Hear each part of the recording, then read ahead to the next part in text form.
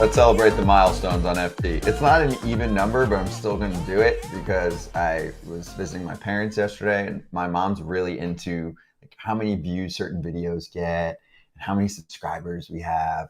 She was like, congrats. I was like, what? She's like, 56,000 subscribers on YouTube for Foul Territory. I was like, all right, 56. Congrats, great. AJ. Good job. 56K. Nice even number, kind of. Yeah, that's great. That's awesome. Way to go. Thank you for everybody out there that subscribed, even when Scott said not to. I mean, I actually say it all the time now. All the time? All the Let's time. Pump the brakes. Medium. Let's pump the brakes on all the time. Medium amount of time. You say all the time the leadoff. We're going to talk about the newsletter all the time. I do love FT leadoff newsletter. Okay. But anyway, my mom was just showing me like certain Instagram reels and TikTok clips that have, like, she's like, oh, look, the Papelbon Harper story has 1.1 million views. I'm like, oh, cool. She's like, that means it picked up 100,000 views from 2 weeks ago because it was at 1.0. I was like, oh, yeah, it's true. So do you ever see that? Do you ever look at views like that? No. Either of you? No? I need to because my kids always talk about views and I'm just like, is it a good video or is it not? I'm not like, oh, I wonder how many people have seen this. Yeah. We're in it for just pure content, right, AJ? We don't do this for how many people are seeing it. You would do this by yourself every day in the studio if no one was watching, right? No? I'm going to say that's a no. Yeah, I'm going to say it's a no. Okay. So, all right, well, no. We'll keep the FT fam running then. Love you, FT fam. Thank you. In all seriousness, appreciate you. And also, I don't always drop the guest list right off the jump. But I will include at least one name here. And the reason I don't always drop the guest list off the jump is people listen on the pod in a different way. So it gets broken up for them. So it would be confusing. But anyway, I am going to drop this one because we scheduled Jake McCarthy before he was last night's basically player of the night in all of baseball. Dude's been on absolute fire and had a nice knock to win a game. So no big deal. He's going to join us. Not like we knew. But anyway, let's charge the mound.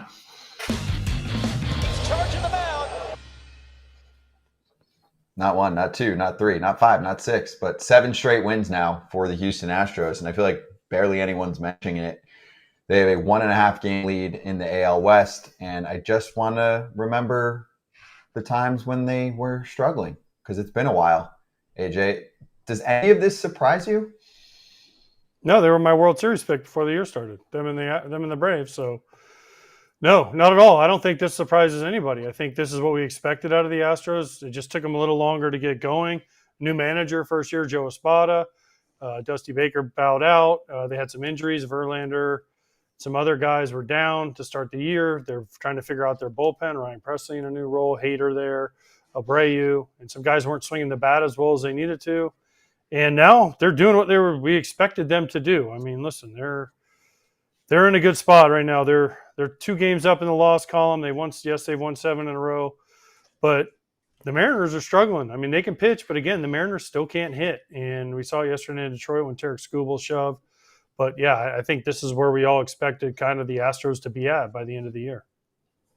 I mean, I think Kyle Tucker missed a lot of time. Yordan Alvarez is doing what he does. Like, it's crazy. I was one of the first ones to be like, wow, is Alex Bregman going to get traded? Like, that would be a huge trade deadline piece. Now the way he's playing in the second half, even just a little bit before the All-Star break, it's unbelievable. I mean, it's not unbelievable because they do it every year, so we should just always pick them like AJ did until they prove us wrong. And that we're looking at is a very broken scoreboard. Very damaged video board, Yordan Alvarez. That was pregame. But I think the Kyle Tucker point's good. I mean, AJ, he's now been out for, I want to say, 2.5 months in that range. But here's the key. When they started off the season, for the first month and change, Kyle Tucker looked better than ever. He looked like an MVP candidate. The fact that he's been gone and they've picked up the pace here is crazy because if he does come back and looks like himself, they're a really big problem. Well, they've had Eric Giddy step up, right? Hunter Brown has been incredible for him. Bregman has started swinging it the way Bregman has, but they've had some other guys out in the outfield, Yeah, they traded Loperfido, but he was doing all right. Cabbage has stepped up. Jonathan Singleton has done a great job for him. I mean, Altuve, Yiner Diaz, their catcher, who, everyone wondered last year why he didn't play more, and Dusty Baker stuck by Martin Maldonado. Well, Yiner Diaz is doing a nice job too for him. So they've had other people step up and fill voids. Dubon, has been unbelievable wherever they stick him. So I like what the Astros have done, and I like their direction they're heading in. I know everybody's going to say, well, Maldonado was the guy who taught Yiner Diaz, and it was Dusty's thing. Yiner Diaz right now is hitting .301. He has 12 homers, 67 steaks. He doesn't walk a lot. I get that, but you're hitting 300 in the show, and he's almost caught 3 no-hitters. Like, this is like that was the reason Maldonado was in there with his one whatever he hit last year batting average, 1 Kratz batting average. Like. And they stuck with it. Some fans could sit there and go, did we miss an opportunity to win another World Series last year if we had Yiner Diaz in? And ultimately, it's going to come down for them. They're pitching. What does Verlander look like when he comes back? I think they can lean on Hunter Brown. I want them to be able to lean on Framber. Framber has shown you that he will just rattle off some unbelievable starts. And in the playoffs, he can be lights out. That curveball can be unhittable. It's like that machine curveball that you're like, well, nobody throws one like that, so we're not going to get it. We're not going to get a pitch like that. And so who's going to step up outside of Hunter Brown? I feel like he is that solid. He's put together 15-plus starts this year that have been awesome. But who outside of that is going to step up? But who cares? Their bullpen is a 4-inning bullpen again. Yeah, because of Scott, you're saying, too? Yeah. Like, it's 4 legitimate pieces that you're like, we don't need anybody to step up for that, even a 6th inning guy. Like, we just need a 5 innings from your starters. And Ronel Blanco. How do you line it up after that? I think it's just where they match up. But AJ, presumably, obviously a Hader to finish it, right? If you're in a big playoff game, and then the bridge is Presley, Abreu, Taylor Scott. 100%. Yeah. You go, Abreu's in the 7th all year, Presley's been the 8th, and you let Hader do the 9th. I don't care about the pockets. Presley's usually more effective against lefties than he is righties. Abreu's slider plays against both. And we've seen what Hader can do. I think he has the all-time saves record in a row now for the Astros, 26 or something. So, I think their bullpen is stacked. I think you go Verlander when he comes back, Fromber. You have Hunter Brown definitely is in there, Blanco or Arrighetti, whichever one you want to choose, and whoever's not in there, you bounce them to the bullpen, and you have even a long guy. So I think they're in a good spot. I would also say that their starting pitching injuries are top 3 maybe in terms of names in baseball. If you look at their IL list, or their injured list, IL list, right? Obviously we haven't seen McCullers in a long time. He's out for it's no season, Dodgers. If you're talking about No, I think the Dodgers probably are number 1 there. But, Luis Garcia's had some good times in the bigs. They lost Graveman before the season started. They lost Javier and Urquidy during the season. It's a long list of pretty reliable playoff-tested names. Somebody else. I was trying to think of somebody else they lost. Oh, they lost JP France. Thank you. That's a lot. That's a lot of starting pitching. Were they counting on McCullers though? McCullers hasn't pitched in No, that's fine. We can take him off. That's fine because it's been years. But besides that, the Dodgers have that kind of list. The Rays kind of have that list with some guys coming back, but I would say it's still a notch below. We say that's self-imposed. We don't say that about the Astros. We say that the Rays is self-imposed. Like, we're just going to blow you out.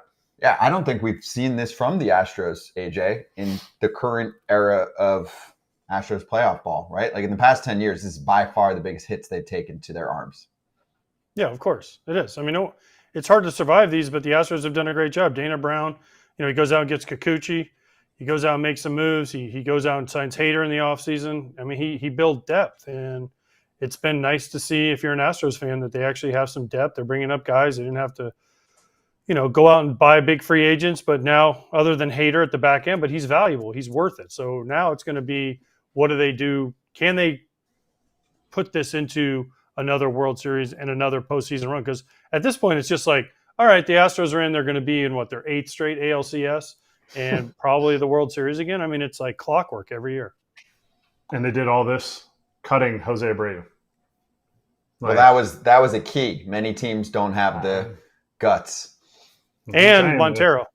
And Montero. Rafael Montero was that was a big contract. Yeah, I forgot about him too. Some teams just let that ride for a while, and I think it's often ownership stubbornness and regret, and they're like, nah, I'm not eating that kind of money.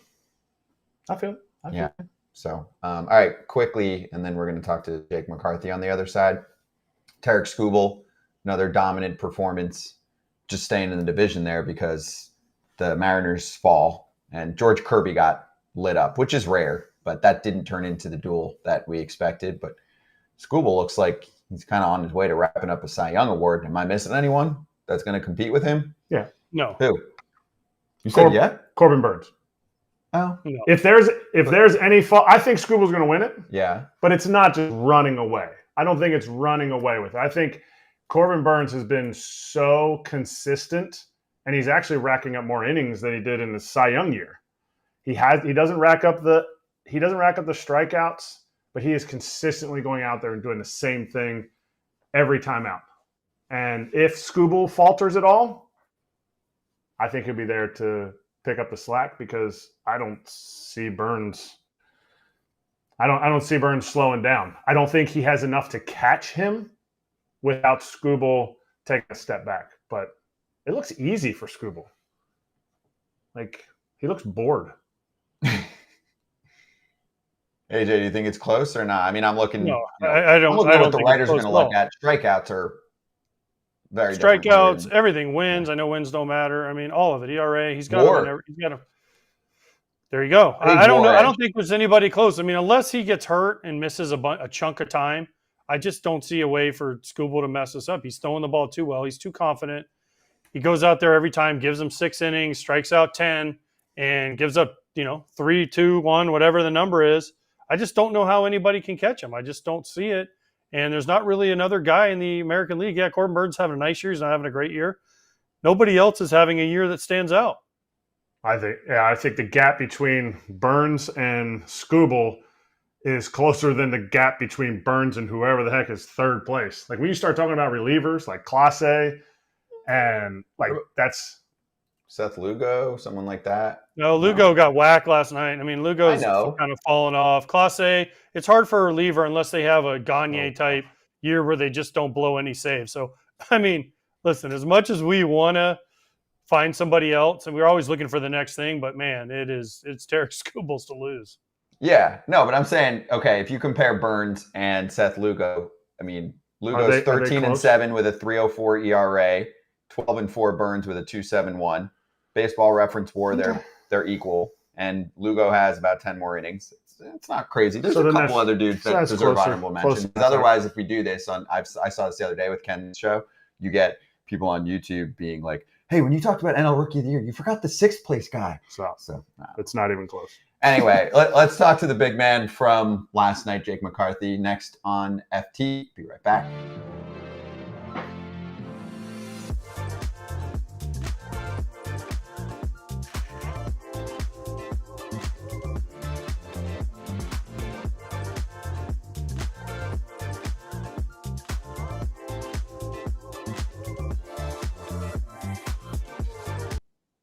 All right, bonus couple minutes here for the YouTube fam. You know the deal. So we'll talk to Jake McCarthy from the Diamondbacks coming up, but I also want to mention Emmanuel Clase picking up yet another save. That's 4 in 4 days. Because last year he had a down year, AJ, and now he's back to whatever you want to call him, top 3 closer in baseball, and they use him, and I don't know if they feel more comfortable because he's under team control for a while, and he doesn't need to just kill you with velo, but they're pretty comfortable just throwing him out there as often as they need to in close games to have the best record in baseball. Yeah, well, he also throws 100 with a cut. So I think – and he's gigantic. It's not like this is a small guy. Now, if you see Josh Hader is a much smaller guy. Clase is a big dude, like wider, bigger, stronger, and nothing against Josh Hader at all. But Clase also understands these games, they mean something, and winning the division for the Guardians is a big deal. So 4 in 4 days, it's pretty remarkable. I'm pretty sure Stephen Vogt will probably give him today off in hopes they can beat the Cubs by a big number so the big man doesn't have to pitch. But, I mean, you watch this stuff. It is filthy. 98, there's 100 for you. It's just there's just nothing you can do as a hitter. You know what's coming. He's throwing you that cutter, especially as a lefty. There's nothing you can do. But yeah, he deserves some credit. He actually had a worse 2 years ago. He had the unbelievable year, and yes, his numbers are great this year. But listen, he's not going to win the Cy Young. No, it's fun. He'll get votes. That's a fun thing to talk about. And he's doing it with not just striking everybody out. Yes, he throws 100 with cut, but he got the save last night in 10 pitches. That's why he can go out there and do. I mean, it couldn't be a better case scenario. 2-1 game, 10 pitches, you get your 3 outs, we'll see you.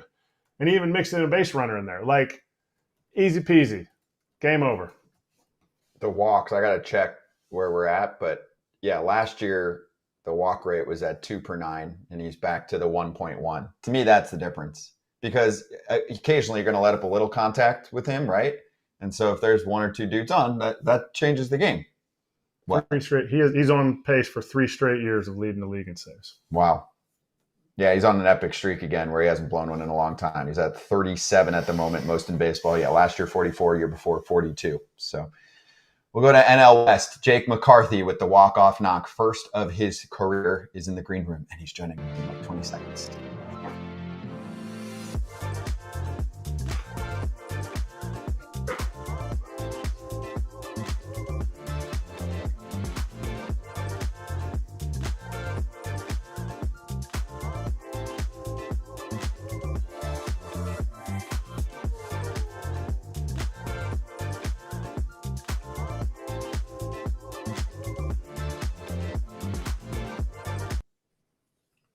Here we go. Jake McCarthy from the Arizona Diamondbacks joining us for the first time on FT in perfect timing. Jake, great to have you on. And did you know that we scheduled this before finding out what happened last night? Yeah, thanks for having me. Good to be here. And yeah, I knew before yesterday's game, so I'm glad. That's why you got glad the hit. to talk about. That's why he did it. It has nothing to do with the fact that he's hitting over 400 since the All-Star break. Anything like that. It's the fact that he knew it was coming. You guys got me right. Yeah, hey, we got him right. Tell your friends. Dude, I was watching that game, Jake, last night, and I was with my parents, and I was like, hey, we're interviewing him. He's on deck. I'm like, hope he gets on, gets up, obviously, and that happened. So how cool was that for you last night, especially given the fact that you've been on a roll and the team's been on a roll and you guys come back pretty frequently? Like, are you kind of like jaded where sometimes you just got to go into the 9th and wake everyone up? I just think there's a belief there now that we have the confidence if we're down late to come back. People will talk about that walk off, but I feel like my at bat might have been the least impressive of that inning. Perdomo fouled off a bunch of pitches. He walks. Corbin got us started with the triple. And Del Castillo, who's been here for like 5 days, is just so clutch, so composed. So, I'm just glad we can keep this thing going. And I'm glad, my teammates at bats didn't go to waste.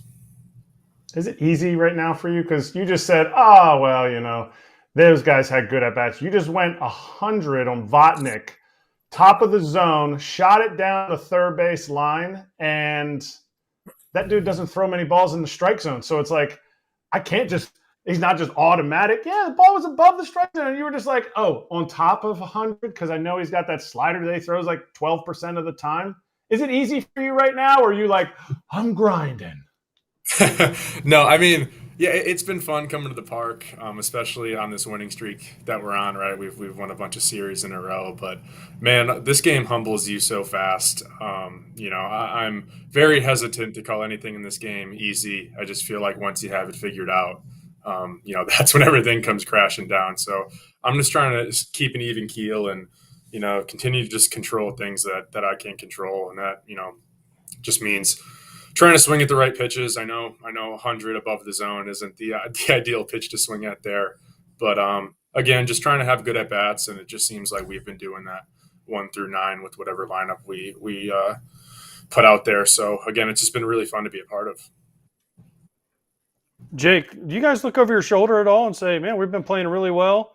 We're trying to catch the Dodgers, but by the way, the Padres are right there with us. So you're playing the Rockies right now. These are almost must-win games. I hate to say must-win, but, man, if you guys have a shot to catch the team on top of you, and then also, by the way, you're like, oh, wait, the Padres are right on our butts here.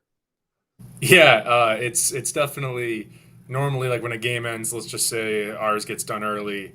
We come in the TV. It's normally a West Coast game, so it's San Diego's playing, and it's just like, damn, they're winning again, or they've won again. But I just think this type of it allows us to kind of keep our foot on the gas pedal. Obviously, we want to make the playoffs, and we don't want it to be necessarily close. But I just think there's really no time to get complacent in this game, and we play in a really competitive division. The Dodgers and the Padres and the Giants. Just everyone being good is really it's nothing new. So again, we're just trying to control what we can do here, and that's try to win every game, and hopefully the standings shape out for us. All right. So this team got off to a slow start. They got off to a slow start. You guys are World Series runner-up last year. So you come into the season. How much do you guys talk about winning the World Series before the season started? Because when I always bring it up here, 2014, we lost a heartbreaking World Series to the Giants, and then come back in 15 and win the World Series. We talked about it all the time. How much do you guys talk about? Because essentially, besides Eugenio, Monty, and I'm trying to think one other guy that was like big key pieces. Eduardo now, who's just back. Back. It's essentially the same guys. How much did you guys talk about it going into the season before it started? Like spring training, all that. Yeah, no, I definitely think when you get that close, it's like, wow, we can almost taste it, right? We see what needs to happen and how hard it is to get to that position. Now, I got injured right before that little run, so I had a unique perspective on it. I was watching from the dugout, but just being a part of it in the clubhouse, it definitely gave this different feel of, this is my fourth season in the big leagues, and like my first couple, it was like we were eliminated, early September. So it's like playing those games that even now it's like it's August, but every game matters. It's why you play this game. It's super exciting watching our fans come out and just the electricity that's been in the park the last few months. It's addicting, and so like we're not just complacent with, oh yeah, we got to the World Series last year. Like that was the first time we did that in however many years. It's like we want to finish this thing, we want to win. So I think we got the right guys in the clubhouse, and I think we're all hungry. I know you've probably been asked about this a million times because it is impressive to hit left-handed pitching as a lefty bat. We know how difficult that is, or I don't, but these guys know how difficult that is if there's a lefty hitter going up against a nasty lefty pitcher. But have you noticed a change in strategy going against you? Like, do you see a plate appearance where you thought maybe a lefty would come in and now teams aren't going that route because they have the data? Or is there occasionally a time when a lefty comes in and you're like, they don't know. They haven't been watching. well, I'll say like I know the numbers against lefties are good, but like that, like I'll use like Chris Sale as an example. It's like that guy's never a fun at bat, So it's not like I'm going in being like, man, I really hope I get a lefty. I think it's more so just like really not trying to make it a thing, like giving this preconceived notion that, oh, this guy's a lefty, I'm going to have a hard time with them, I think is just kind of a waste of energy.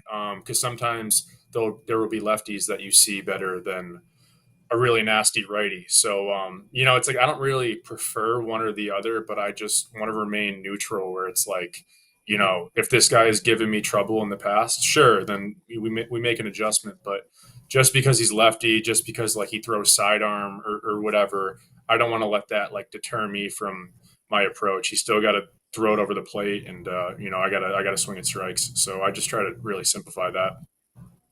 All right. Well, I think you're going to hit a dinger tonight, so we're going to talk about dingers. How many times, and are you so glad that you're in the Diamondbacks organization that you don't have people coming up to you going, you got to hit for more power. You'll never succeed in the big leagues. You have to hit for more power. How many times have they come up to you like in the minor leagues or even in pro ball? Okay, now you're learning to hit. Now we got to start driving the ball out of the ballpark. Yeah, there's been always conversations of like when things like aren't going well or, there's failure. It's like, well, I think you can impact the ball better. And, driving the ball, slug is important in today's game, and I don't disagree with that at all. My whole thought process has always just been I want to be a good hitter before, I'm just chasing slug and I'm trying to hit the ball out of the ballpark. I would rather, control the zone, spray line drives all over the field. I'm a guy who could run a little bit. So, I think getting on base is really important. And then, when everything else is there, if I could start maybe taking shots, if I work into a good count, then I'm all for it. So it's definitely been a balance throughout my career because obviously I want to, be a guy who drives the ball. I don't want to just be a guy where it's like, oh, he's gonna, hit soft ground balls. But I definitely think there's a balance of like I want to get hits, I want to walk, and maybe if you could fall too in love with, the pull side or trying to like lift the ball in the air, I get away from things that I'm naturally pretty good at. All right, so I'm going to bring in the whole crew here for this question. I was watching the post-game show last night, AJ, and Jake obviously is there. And the D-backs post-game show, they're usually on the field. So Mark Grace was like kind of giddy, and they're waiting to the end of the post-game to do this question. And Grace is like, can I get your autograph on a bat? So AJ, is that a thing? Like, do broadcasters or vets ask that? And he's like, I never do this. I never do this. I mean, I don't think it's a thing. I think he was kind of trying to be cute a little bit. I like it. Though. I'm sure Jake knows who Mark Grace is and the career he had. So I'm sure it's one of those things where you walk up to somebody that you respect and you say, oh, can I please have your autograph? And I'm sure that's what Mark was doing. And I'm sure Jake obliged. Yeah, I mean, Mark Grace is the man. Obviously, I know all about his career and, what he's done in this game. So it's really cool when like Gonzo hangs out at Chase. It's like all these guys who you grew up watching and obviously have so much respect for. So when a guy like Mark Grace pays you a compliment like that, you kind of step back and you're like, wow, that was a cool moment. So he signed a card for me last year, actually, and he's always just had really, really nice words of encouragement throughout my career, whether it was good, bad, the ugly. So I appreciate him, and he'll definitely be getting that bat soon. There you go. And I think he mentioned Jake, like very smoothly, was like, most hits in the 90s. So that's cool, right? Did Grace have most hits in the 90s? Yeah. I mean, I know he's told me that before, but I knew that stat way before he had mentioned it. Again, I just appreciate a smooth lefty swing, a guy who can absolutely rake. So, I love watching his highlights. Wait, he told you he had the most hits in the 90s? I have worked with AJ. No, he has never told me his stats once. He was making a joke, yeah, and then he was just talking about it was when I had 5 hits a few weeks ago, and he was like, I have the most hits in the 90s. I have 2,000 hits. I have one of these games. I have one 5-hit game. And I was like, dude, I knew all of that before before you told me. So again, it's always just it's always interesting. I have fun with him post games. That's good. I like that. So I have a question about the trade deadline. Now, writers put out articles about who could be available and all that. Your name popped up here and there. I don't know if you saw any of that. And obviously what writers put out there, sometimes depending on who it is informed. Sometimes they're just throwing names out there. But I'm curious if you paid attention to any of that. And even, a player like you as a combo, like, because I know Mike Hazen pretty well, and he's awesome. He's one of the best in the biz, super straightforward. You're like, someone naming some athletic article or, some MLB.com article, like, I'm good, right? Because I think sometimes, places also will be like, hey, Arizona has a lot of outfielders, so Jake McCarthy is good. Maybe he can join a contender. But I'm curious if you saw any of that. Yeah, no, you see it. Like, I try to, like, stay offline as much as I can, or at least with stuff just regarding, like, my profession and, what people are saying about you, because it's just like, I don't know. I think a lot of it's just noise that might distract you from what you're actually trying to accomplish. But I also think that type of stuff just comes with this territory. Like, there's a trade deadline and there are teams that need players and to improve to go to the postseason. So it's like, I think anyone's kind of fair game, right? Unless a general manager comes out and is like, oh, we're not trading this guy. So, yeah, I saw some of it, but, I just think I'm not too worried about things that haven't happened yet. So, I love being here. I love contributing to this team. And that's really, it's above my pay grade to worry about anything else. All right, every time we have somebody on, they're usually from the SEC. They're usually from Florida. AJ knows all of them because he's a Florida guy. But you grew up in Scranton. You went to Scranton. No, not even Scranton Wilkes-Barre High School, just Scranton High School. Scranton High School, yep. Do you still live there? And how much different could you have come to the point where you spend your summers in the hottest place on earth, and you grew up in the place where it's freaking freezing your entire high school season? How much better did that make you? And that's why people from the North are better. Well, I still go back a ton every off season. All my family's there. Got lifelong friends that I love to visit, especially during the holidays. But no, I'm definitely proud of where I come from. I think there's a type of grit that comes with just like my high school season. My senior year, we played 15 games. We went 10-5. That's including playoffs. And the first time we got out on the field was opening day, like April 2nd, because it was snowing until end of March. So when I went down to Virginia, where I went to college, it was kind of like, this is crazy. Like, you guys have, it's still a little cold in Virginia, especially in the beginning of the year, but it was definitely like a major change to be like, I can play baseball year round down here and have access to all these facilities. I was playing other sports, up until college. So it was kind of cool to, have that development of like, okay, I maybe had this limited time for baseball season, but now it was like a kid in the candy shop. Like, I could, let's see how good I can get at this. So, yeah, definitely appreciate all the guys who, especially in baseball, who make it to this level from the Northeast, because, there's obviously some just geographical disadvantages. Jake, last night when you hit your walk-off, Alec Thomas got you with the Gatorade. It was just ice, though, right? So you said you were going to get him back? Yeah, I'll find a way to get him back. He loves dumping that cooler on everyone. If there's a walk-off, he's lurking in the back with just 30 pounds of ice ready to pounce. So, he's a funny teammate. I love playing with him. All right, so you're going to get him back, right? Yeah, I'll get him back. Okay, good. Because just remember that when he was like 4 years old, we were beating him up in the clubhouse in the weight room. So he's not that big yet. Tell him we still remember when he was just a little guy running around. Okay. I was going to ask you if he was roaming the outfield when you were in Chicago. No, he wasn't. He wasn't allowed in the outfield. He was just in the weight room, annoying the crap out of all of us. We're trying to work out before the game. Some things don't change. Change. He's just bouncing off the walls. And we're like, who is this kid? Yeah, Alex the best, man. Good dude. I love that. Yeah, well, let us know. Yeah, definitely get him back. Maybe you can tell him that was also from AJ or something. Jake, this was great. Really appreciate the time. Congrats on the dub yesterday. Keep doing your thing, and we'll have you back on at some point soon, all right? Yeah, this was fun. Thanks for having me, guys. Same here. Thank you. Jake McCarthy from the Diamondbacks on FT. Be right back.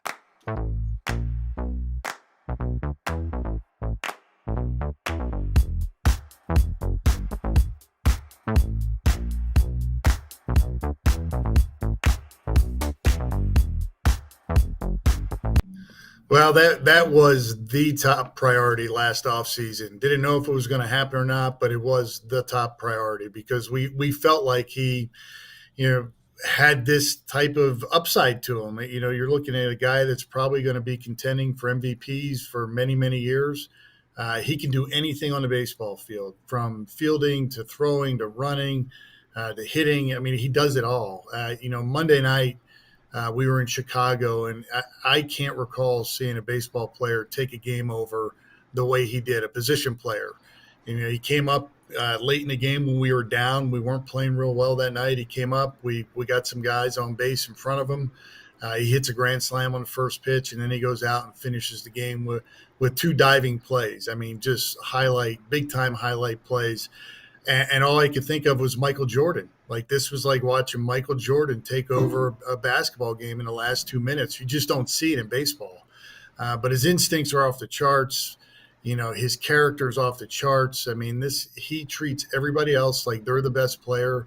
I think one of the neatest things that's happened to the Kansas City Royals is the way Salvi has embraced him and in a lot of ways just handed the team over to him, saying, you're the future. I had my day, you're the future. But they work so well together. It's a really, really fun thing to watch. And you don't want to miss them play game because you just don't know what you're going to see night to night.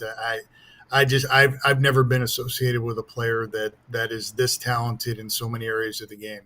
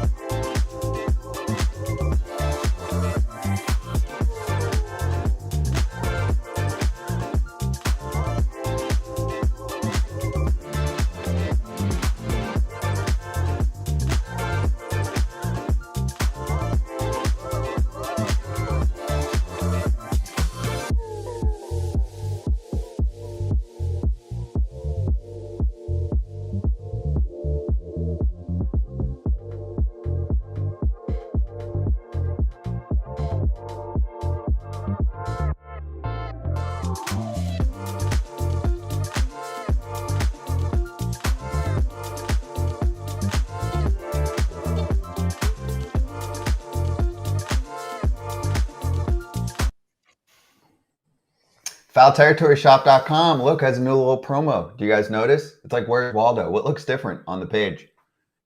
The shirt. That's right. The blue polo looks good. So if you're going golfing with your friends, go check out FoulTerritoryShop.com for that polo. Winter is coming soon too, or at least fall. I think fall is before winter. So hoodies, t-shirts, different varieties of hats, coffee mugs, stickers. The list keeps continuing. If you have suggestions, we're always open to them. Send us a DM or let us know in the YouTube chat. Let's do better than box scores.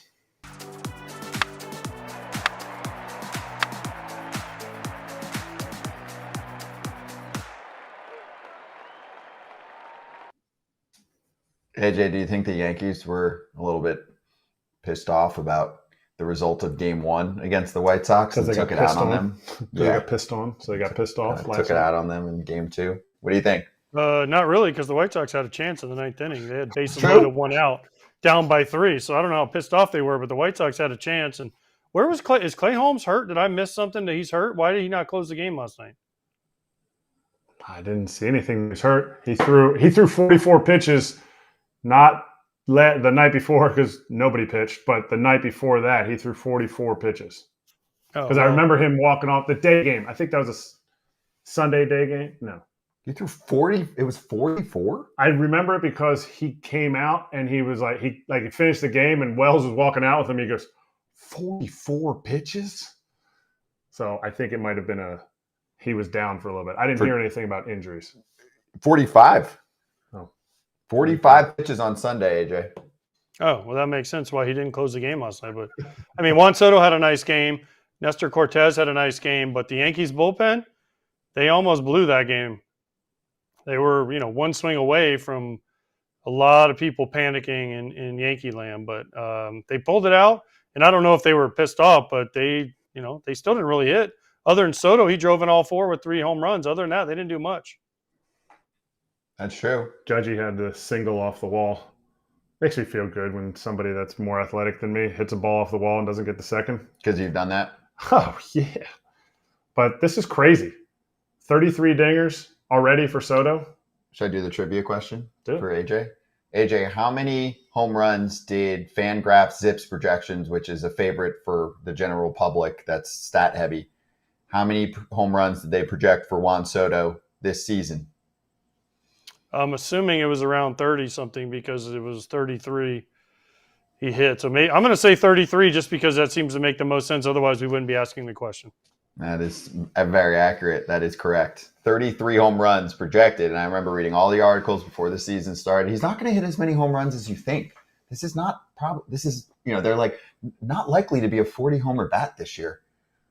How much time's left in the season? 6 weeks, like 50-some games. He might hit 45, AJ. Let me Maybe ask you more. this. He might hit 45, but one of them should be taken away if the rule in Miami. Remember, he hit the one the other day that bounced off the top of the wall and went over the fence? I Remember? didn't And see now we're that. being told those aren't home runs. He hit one to left center the other day that Duke and went over, and now apparently those are ground rule doubles. Oh, it hit and went into the bullpen, right? Like it Yeah. skipped off the top of the fence. Yeah.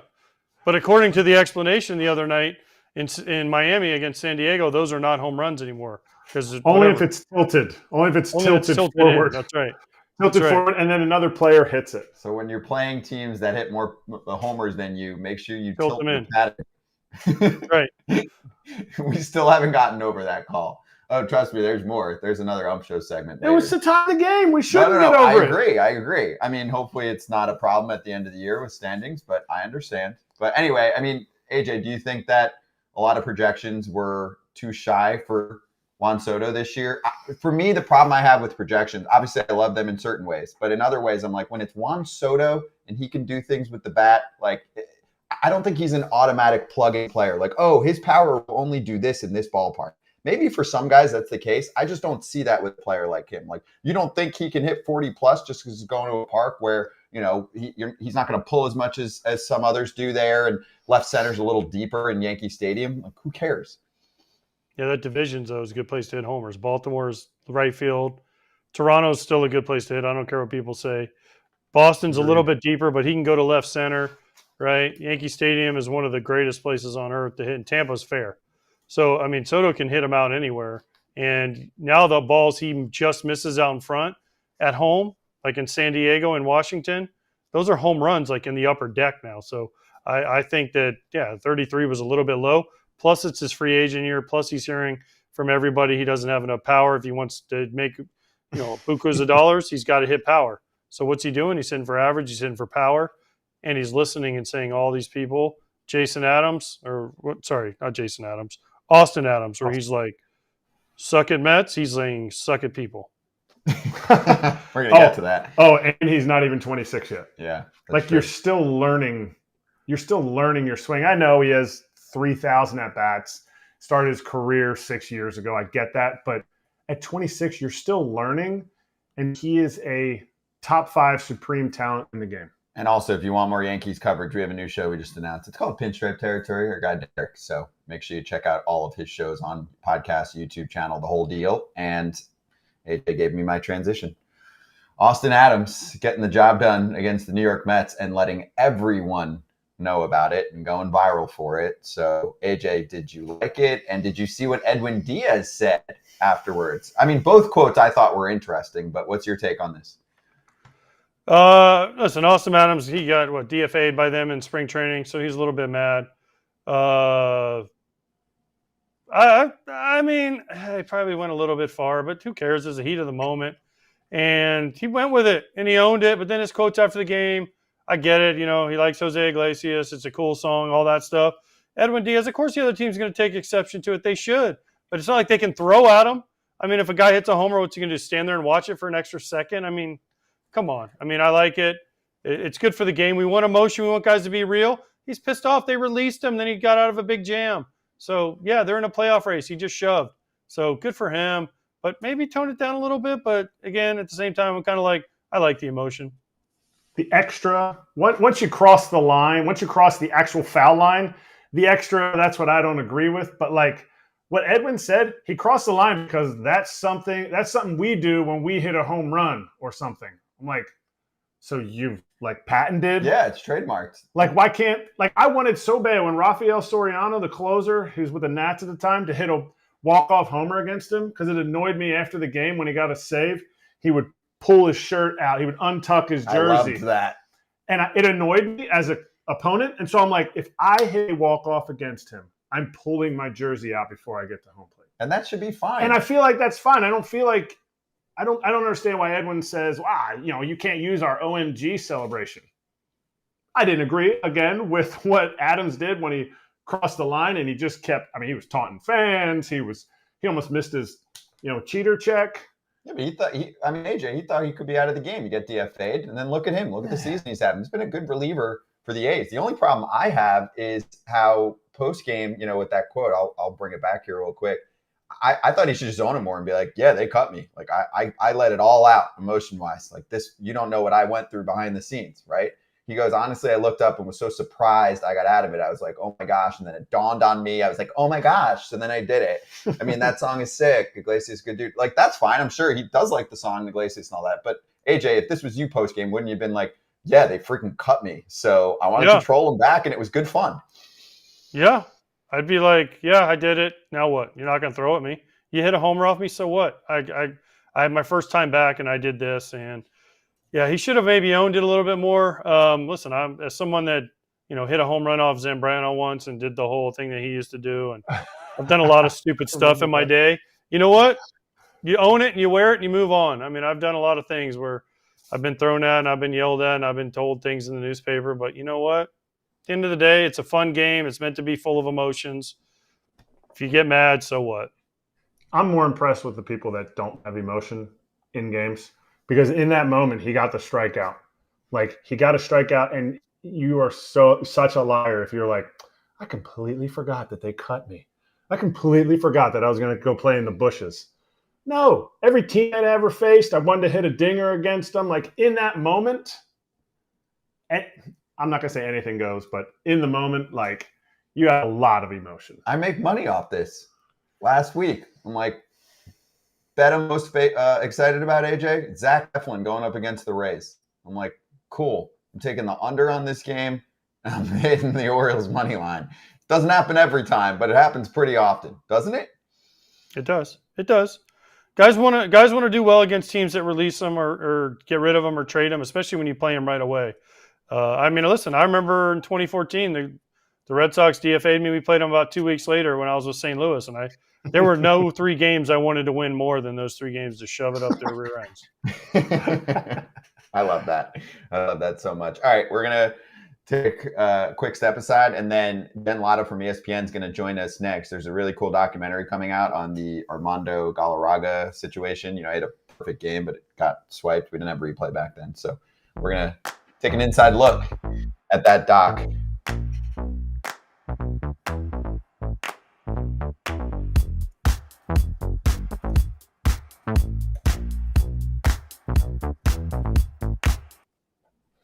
All right, we're here. Bonus content, a couple minutes. Let's do, a verbal injuries suck. So while we were kind of on Yankees, did you guys see Jazz Chisholm? I mean, we didn't get the total severity of what's going on yet, but it looks like he's probably going to hit the IL, and it might not be good. That looked bad when I saw it. Yeah, don't slide head first into home plate. Fingers, elbows, shoulders, all that stuff is not good. So, yeah, it doesn't look good for Jazz. They're talking about UCL injury. I mean, he could have Tommy John, I guess, but that would probably end his season and cut in a little bit into next season. He won't miss a whole year because it's not his throwing arm, but still, this is a big deal, and this is why you don't slide into home plate head first. Gleyber did this in the minor leagues. It's rare that somebody goes in and tears your UCL. He tore his UCL, Gleyber? Gleyber did, man. After he got traded from the Cubs to the Yankees. It was early in his minor league stint, and they're the same thing. It's rare, but that sucks. I think his was more like a slide around kind of reach, and it torqued it. The problem is Jazz, I thought, kind of lit a fire under the offense. Just thought it was a good spark plug, and it happened so quick. He's been with the team a week and a half. They still been playing 500 baseball. True. But it was a nice ad. And then also James Paxton was a trade deadline ad for the Red Sox. This dude is one of the unluckiest guys because, I mean, he's got the partially torn right calf muscle. They say he's trying to come back this year, but I don't know. It's been a long time of. He's always, you hate to say someone's injury prone or injury, but they're just certain guys, man, that always seem like they get hurt. Always. Buxton, right? We talk about Buxton. Trout, you can almost put Trout on that list at this point. Right, as much as it sucks. I mean, James Paxton. Remember what was the lefty's name? Brett Anderson, was that his name? That dude was always hurt. It was like, I remember we played them one time, and Johnny Gomes said, "All right, we're gonna put over under on how many times the trainer goes to the mound to talk to him, right during the start." And it was like he put the over under like 2.5, and it ended up being 3 or something. It's just weird how certain guys just can't stay healthy and pitch and play every day. It just wears on their body, and it's just genetics, and it's unlucky for those guys. Sucks. And a lot, like all the names that you said, Brett Anderson, didn't he get like a big, like 18 million one year from the Dodgers, and he stayed healthy and he cashed in on that? But all the names that you just said are like elite level talent. And it's like, you just, it sucks.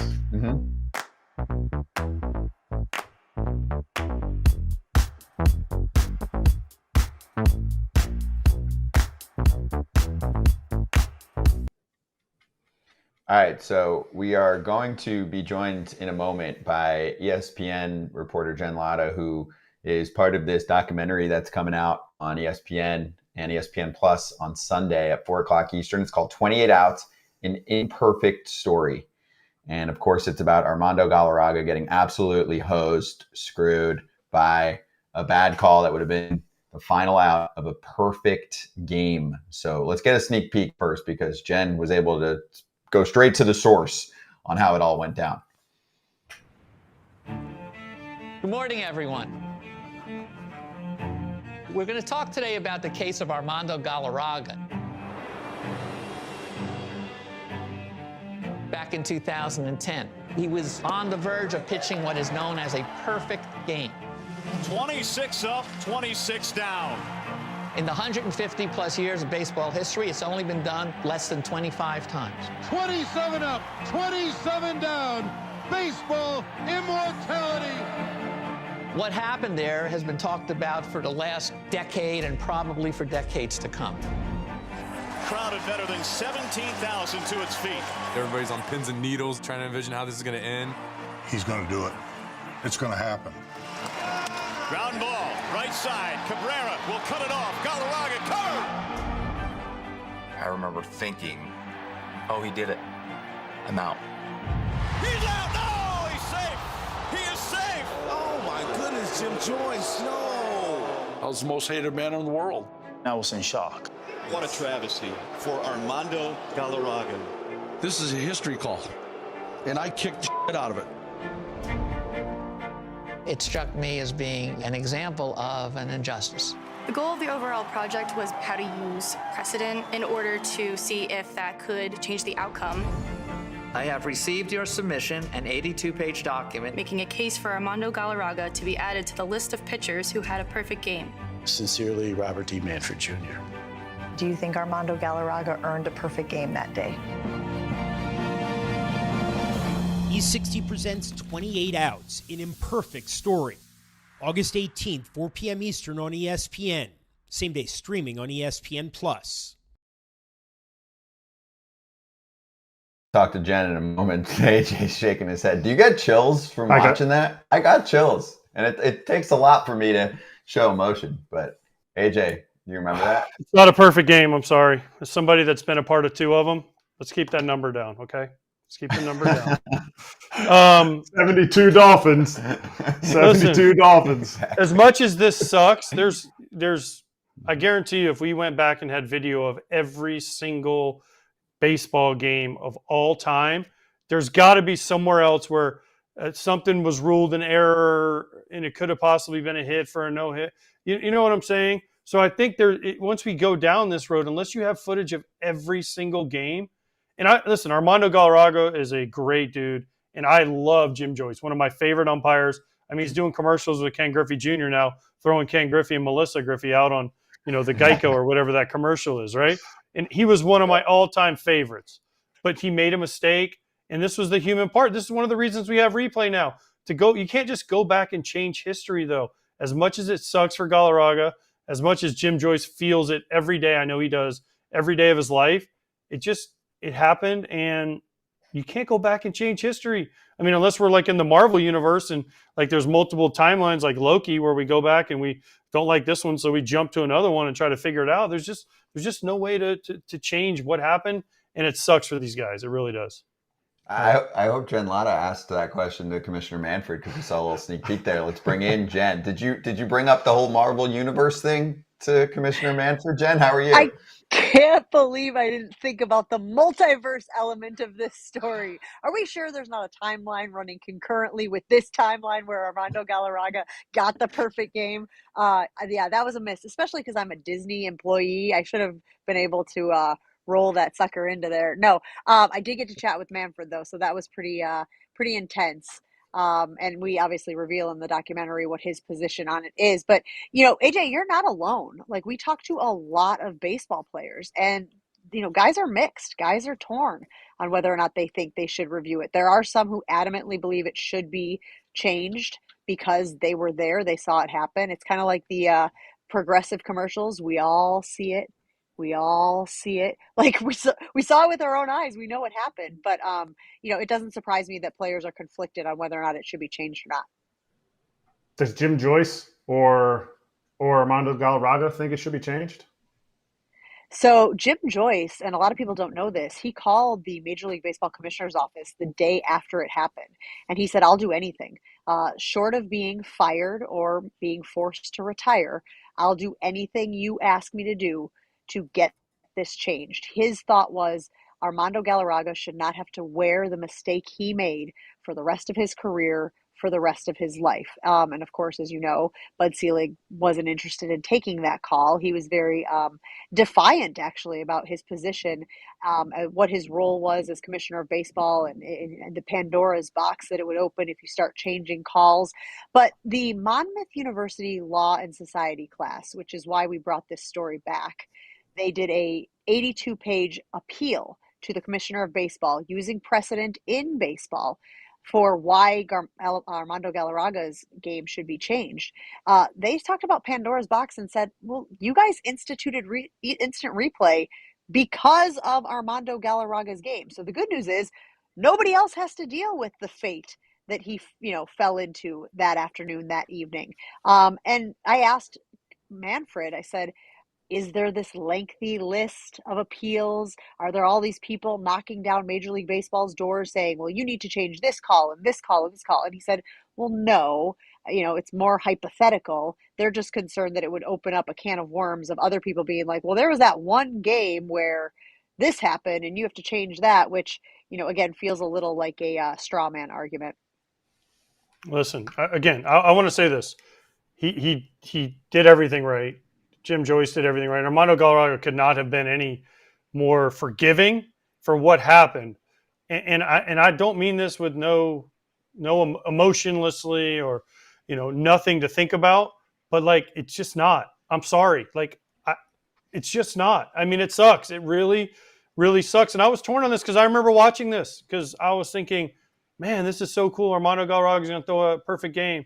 And then it didn't happen. And you're like, oh man, that was such a letdown. But gosh, it's just not. I'm sorry, Jen. I know you guys did a great job. I can't wait to watch this because I love the 30 on 30s, but you can't go back and change history. You just can't. Again, unless Thanos comes out and snaps his fingers and we can all go back in time and change it, and Jim Joyce isn't on the call and, Angel Hernandez is the one to blow it instead of Jim Joyce. I don't know.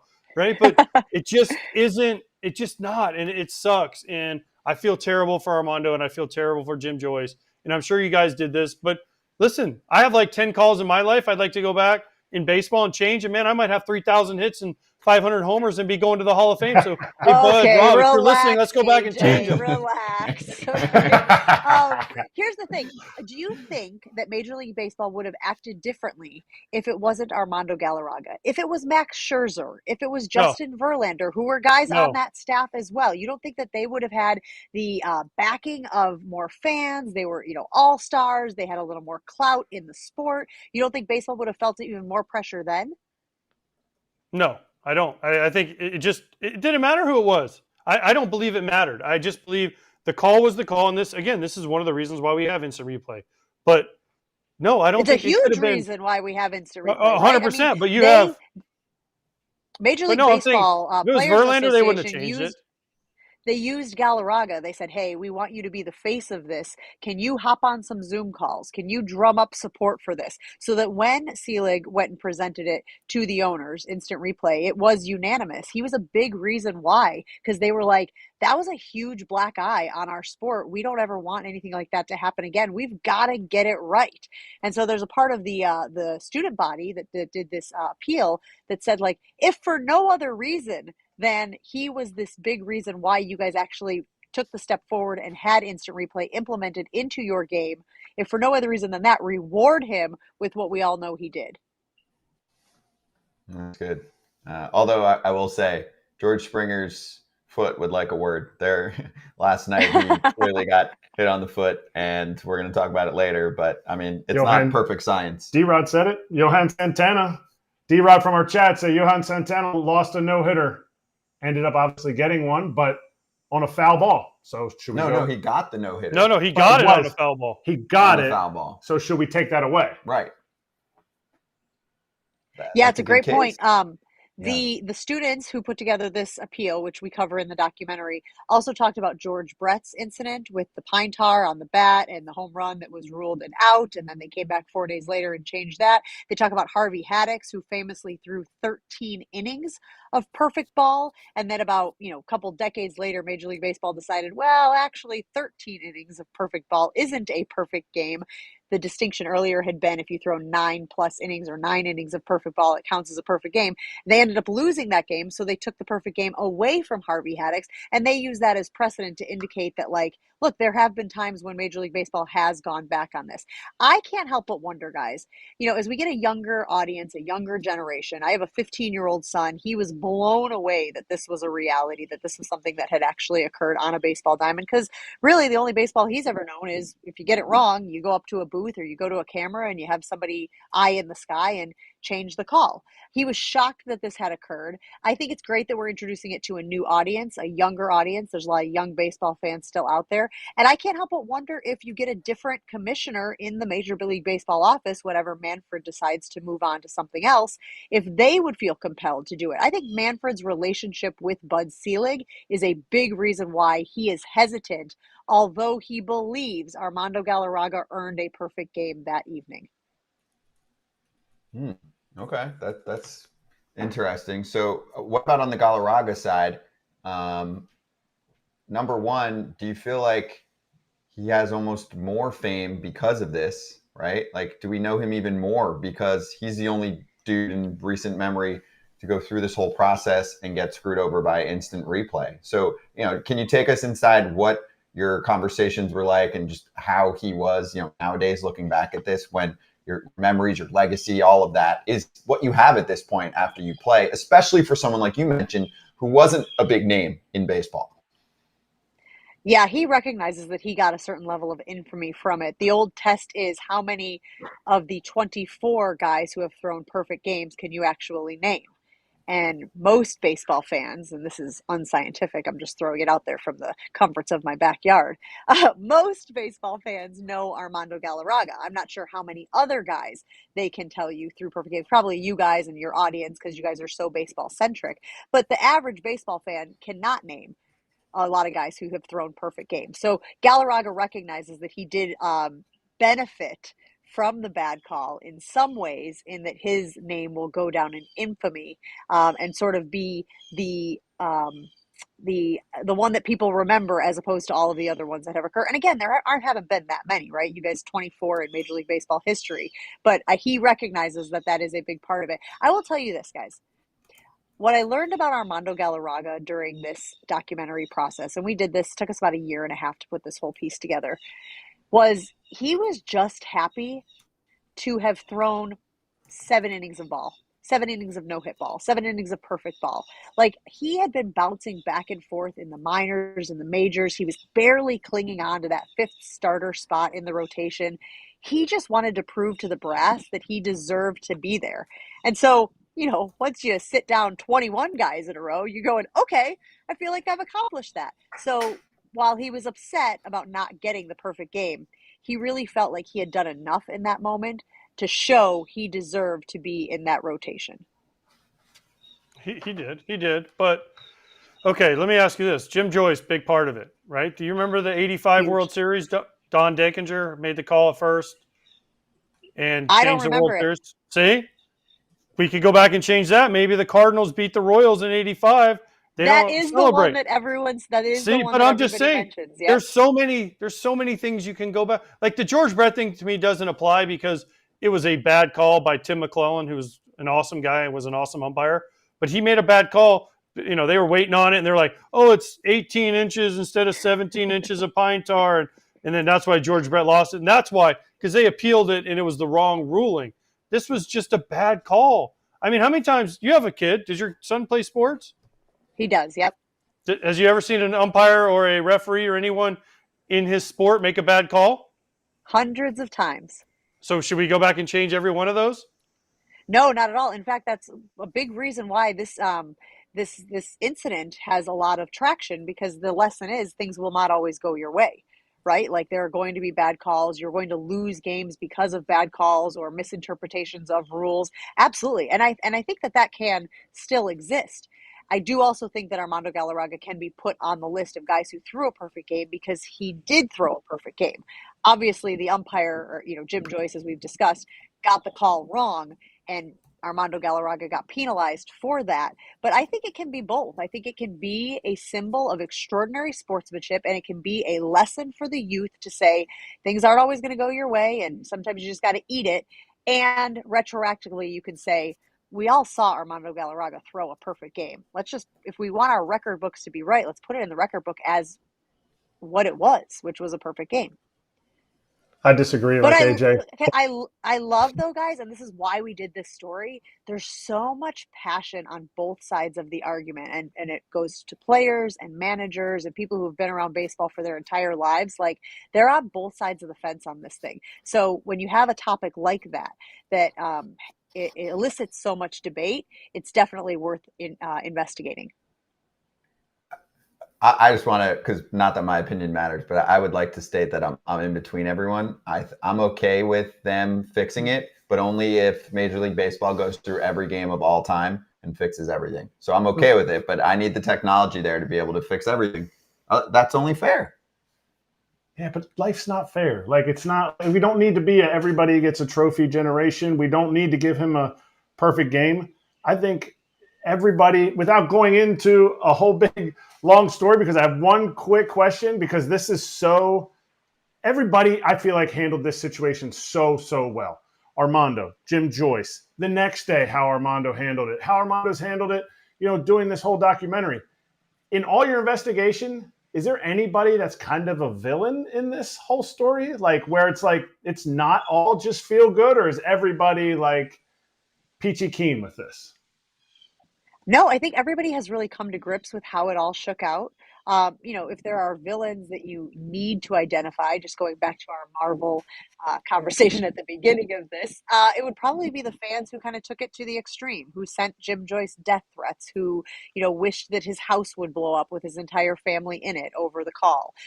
What we love about sports is obviously the passion that people feel for their sports teams and for their, for their moments that they want to experience. But that obviously went too far. That was an extreme. And so those would be the only villains here in this story. Well, I'm excited for this. Obviously, we'll all be watching, and I definitely want to see the commissioner conversation portion of it. That is always interesting to me, how the modern commissioner has to handle something that he didn't have a say in the past. So 28 outs, an imperfect story. It's Sunday, August 18th. Like you saw in the trailer, 4 o'clock Eastern. It goes out on ESPN, but also on ESPN+. E60 reporter Jen Lada with us. Jen, thank you so much. This was great. Appreciate it. And congrats on getting it all done. Damn, a year and a half. That's good work right there. Thanks, guys. I appreciate you. You're all awesome. Thank you. Appreciate you, Jen. We'll be right back on FT. Keep running through the day. Oh, Ump Show, of course, is coming up next.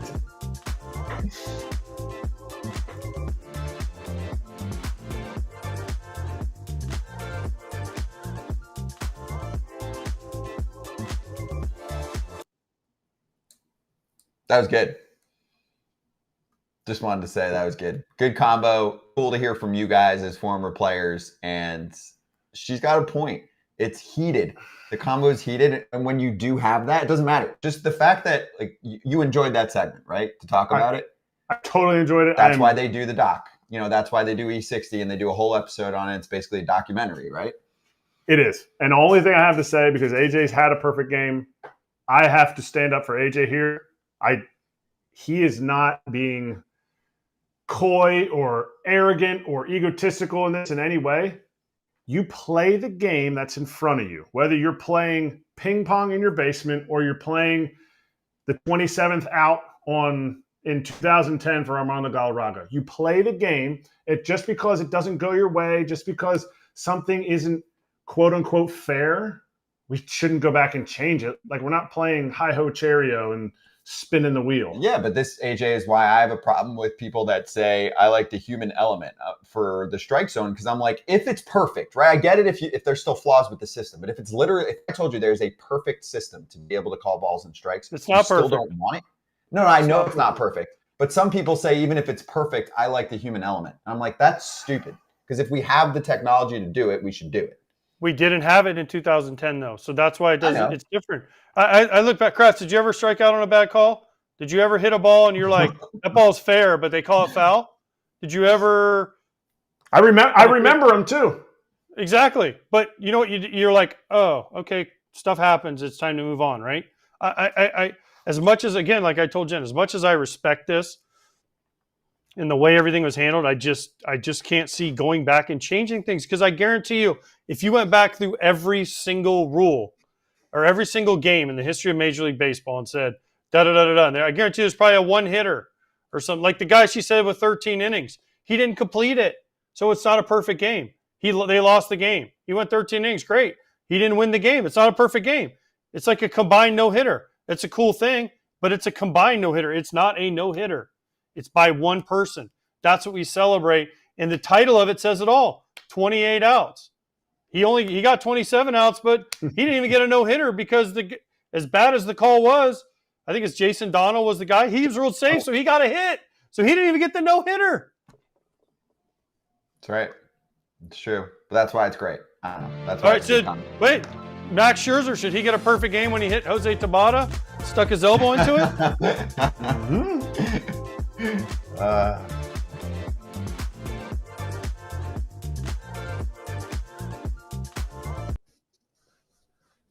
This is my moment. Mm-hmm. QR code on the screen. FT Leadoff Newsletter. I just have one trivia question. Does anyone know how much it costs for the FT Leadoff Newsletter to get caught up in the best way on the game if you miss a few days? Just the time you spend on your phone hitting that QR, John. Yeah, exactly.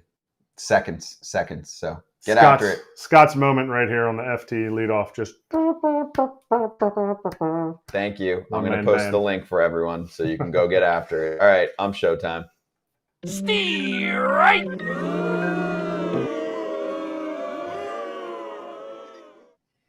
So well produced to go from what we just talked about to this. So, AJ, you've seen George Springer in the league for a long time.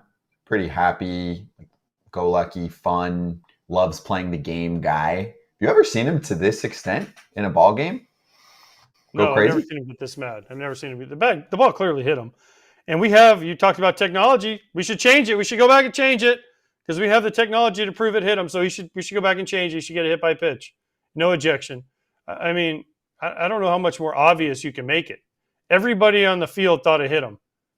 I clearly changes direction. I said in Fox in 2011 had a friction cam where you could tell if the ball hit him or not. I mean, it's just an awful call. George Springer, you know what? You're back in that game. You get to finish it. You might go deep, later on, not that you would change the outcome, but I don't know. Like, this is where it gets crazy. Like, it clearly hits him. I don't understand why we can't see that. Manny Gonzalez is the home plate umpire.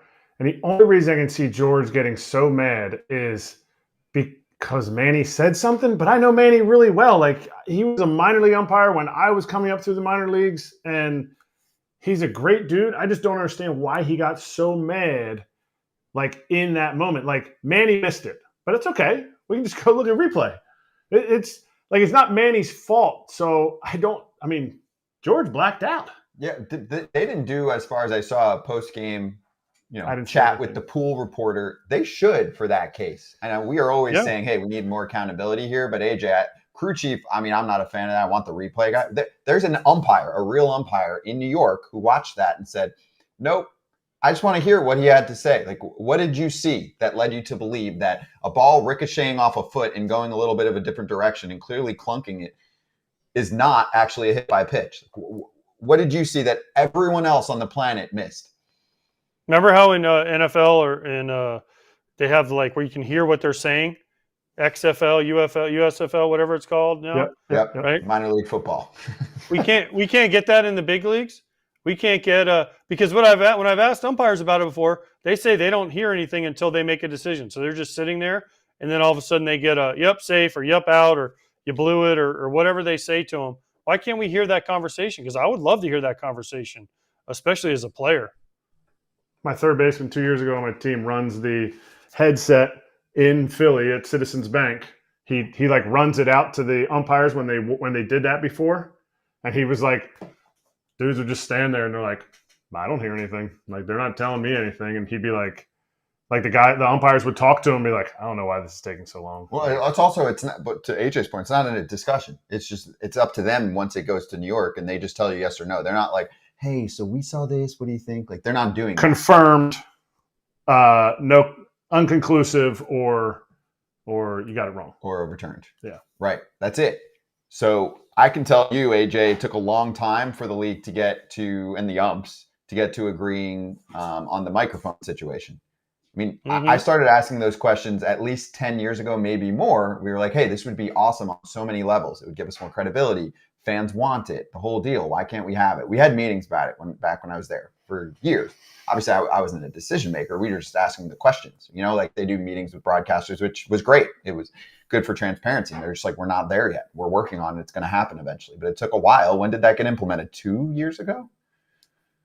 Yeah, but even that isn't much. I mean, all they come on and say, they're like, Anaheim is challenging the call of safe at second. Well, we all know that. Like, no, but sometimes, dude, there were situations where we're like, I don't even know what happened just now. And so we at least got clarification. My point is, it took us so long just to get to that, to get to this next phase of having an inside look at what's actually being talked about. I would put that on, the calendar for 2034. Maybe. Reactive league, not a proactive league. Yeah, that stuff takes a while. By the way, and I got to look back while we're chatting, but FT did post a reply on our Twitter at one point last night being like, George Springer would like a word because somebody took a hit by pitch. Did you guys see this? Mm-mm. I just thought of it while we were chatting. But must have been a late night tweet. I get your late night tweets. Yeah. Early in the morning. There was, don't show this to George Springer. Oh, wait, no. Was this, did you see this? Isaiah Kiner-Falefa. Was that last night? I mean, look at the where lead they were last night. Yeah, there you go. Was it a hit by pitch though? Must have been. Yeah. I mean, he's taking off his equipment. AJ, so it's Kiner-Falefa who sees a pitch coming into him, right, like this, and then actually goes like that because he's like, oh wait, this is Jose Tabata. Exactly, he Tabated. Yeah, that's what Pirates do. I mean, listen, as somebody that may or may not have stuck their arm into many a pitch in their life, I know how this works, okay? I've done this a couple times with 2 strikes, and it's definitely a thing. I mean, there was a couple times where you're like, but look how quick I moved away. I mean, I tell the story where Maikel Franco, what's his name for the Phillies, tried to fake and replay that he got hit in the head, and the trainer came out and gave him the whole, he's like, I don't feel good. And then we replayed it and hit his bat, and he got up and he's like, all right, I'm ready to hit. It was the funniest thing of all time, right? I mean, I was playing one time in Toronto, and Romero, what's Ricky Romero? Is that his Ricky name? Romero. Yeah, Ricky Romero. He was dealing against us, and he threw a ball. This was before replay, and he threw a ball that may have touched my toe inside, and I jumped up and down like it hit me, got to first, and he had a no-hitter and a perfect game going in like the 7th inning. Next pitch, Alex Rios hit a 2-run homer. I think we won the game 2-0 or 2-1. I mean, stuff like this happens. Derek Jeter, remember, got hit. Derek Jeter got hit in the hand. Remember the one time? Oh, it hurts. It hurts. Sure. Yeah. No, you're right. Hey, good gamesmanship back when you could take advantage. And I just wanted to point out at the finish line, we did have on the positive end an umpire with a very good game yesterday. Need my umpire scorecard. Yeah, it was really good. It was White Sox Yanks. Did you see it? I didn't watch the White Sox game last night. Sorry. Well, no, but did you see the scorecard? Gabe Morales, you guys know him? Mm-hmm. Gabe might have come up 99% overall accuracy, 97% consistency. Guys, he missed one call all of last night, and it's fine. It was a fine call. It's borderline. It's super borderline. It's in that kind of range where you can miss. A fifth of the ball hit the bottom of the strike zone. But who got it? That's all people are going to look. That's all the Yankees are going to look at. Yankees love receiving stats. Scroll up to see who got it. Oh, to Stanton, runs for the Yankees. See? Yankees won the receiving game. That's all they care about. You're saying Austin Wells wins the receiving game. He framed better than, I guess, Corey Lee. Yeah. That's the game inside the game. So anyway, let's step aside because we've got Ryan Yarbrough coming up next on FT. Get a little catch up with him. We can ask him about that Springer play. He was there.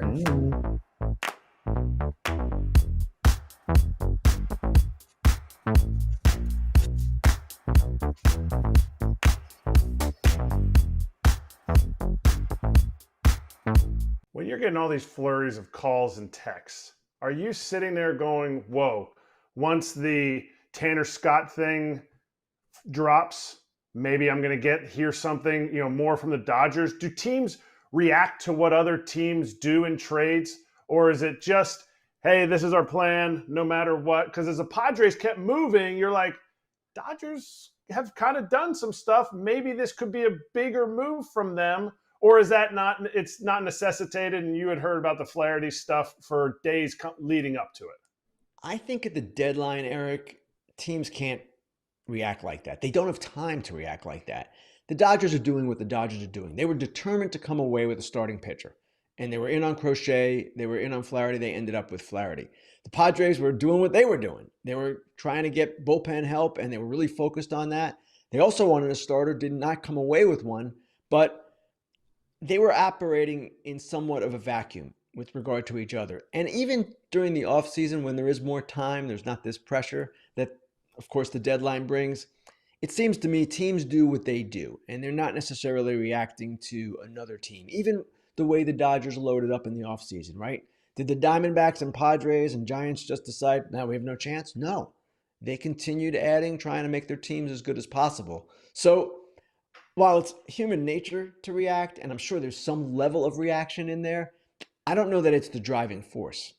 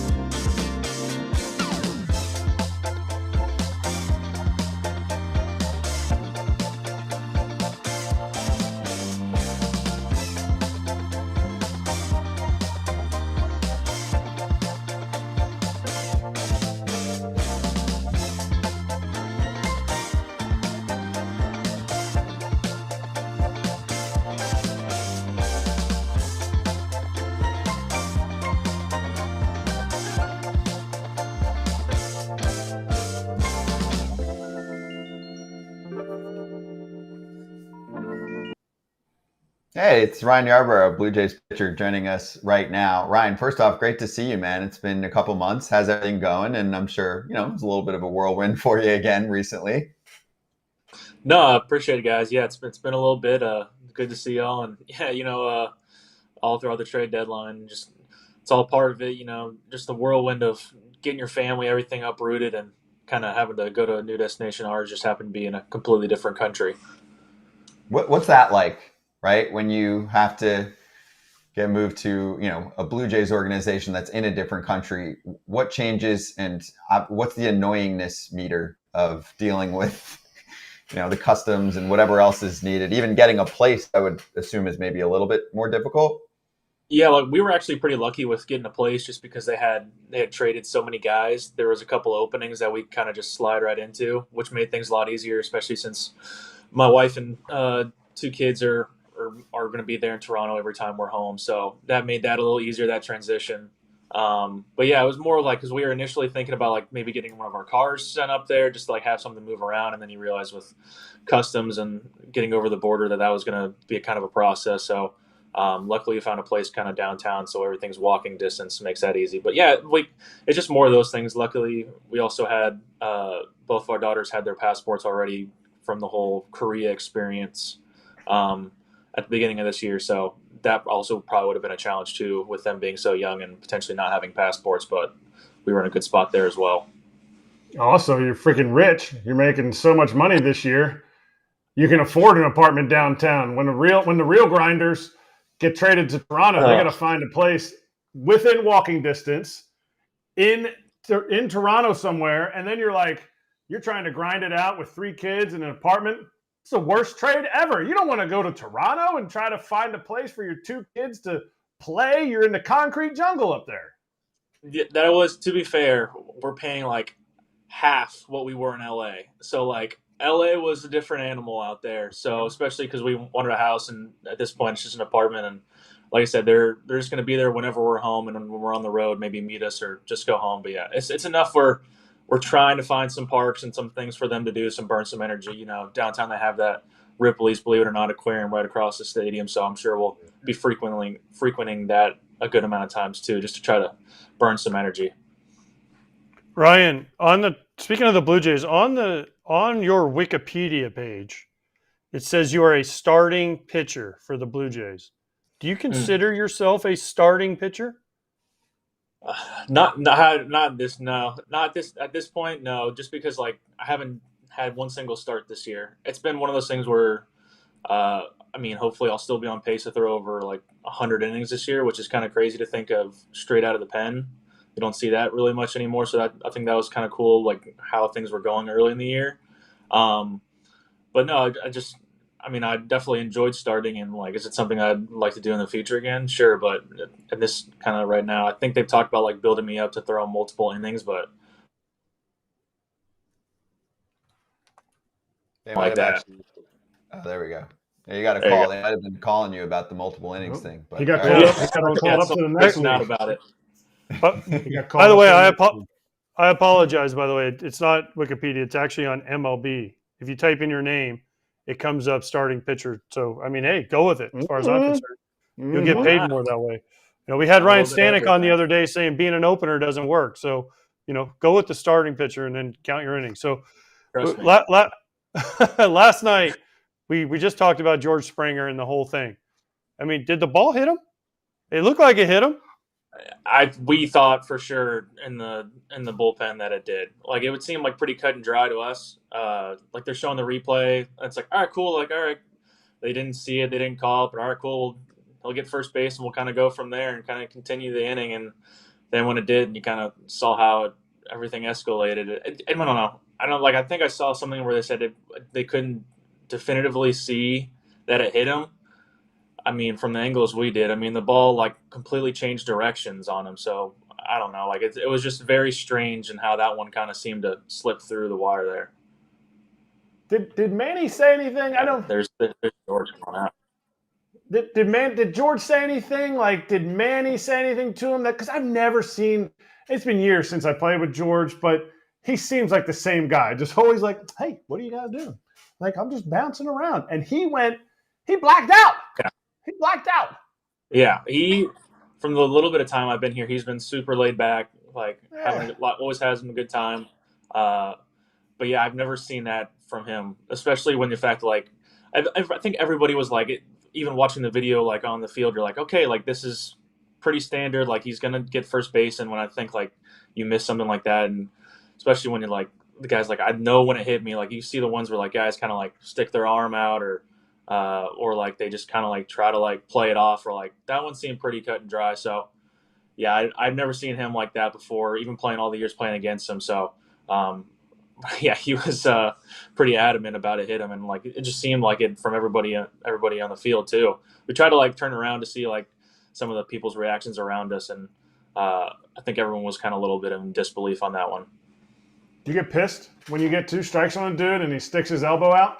Because Kiner Falefa, he just did the same thing. I saw that. And yeah, you saw that one. It was the hanging curveball, and he just went Pierzynski out there and just stuck it out. Wait, you got to give him it was in. Oh wait, it's coming. Wait, but actually it's the curve, and I can get on. Now I'm going to go back out.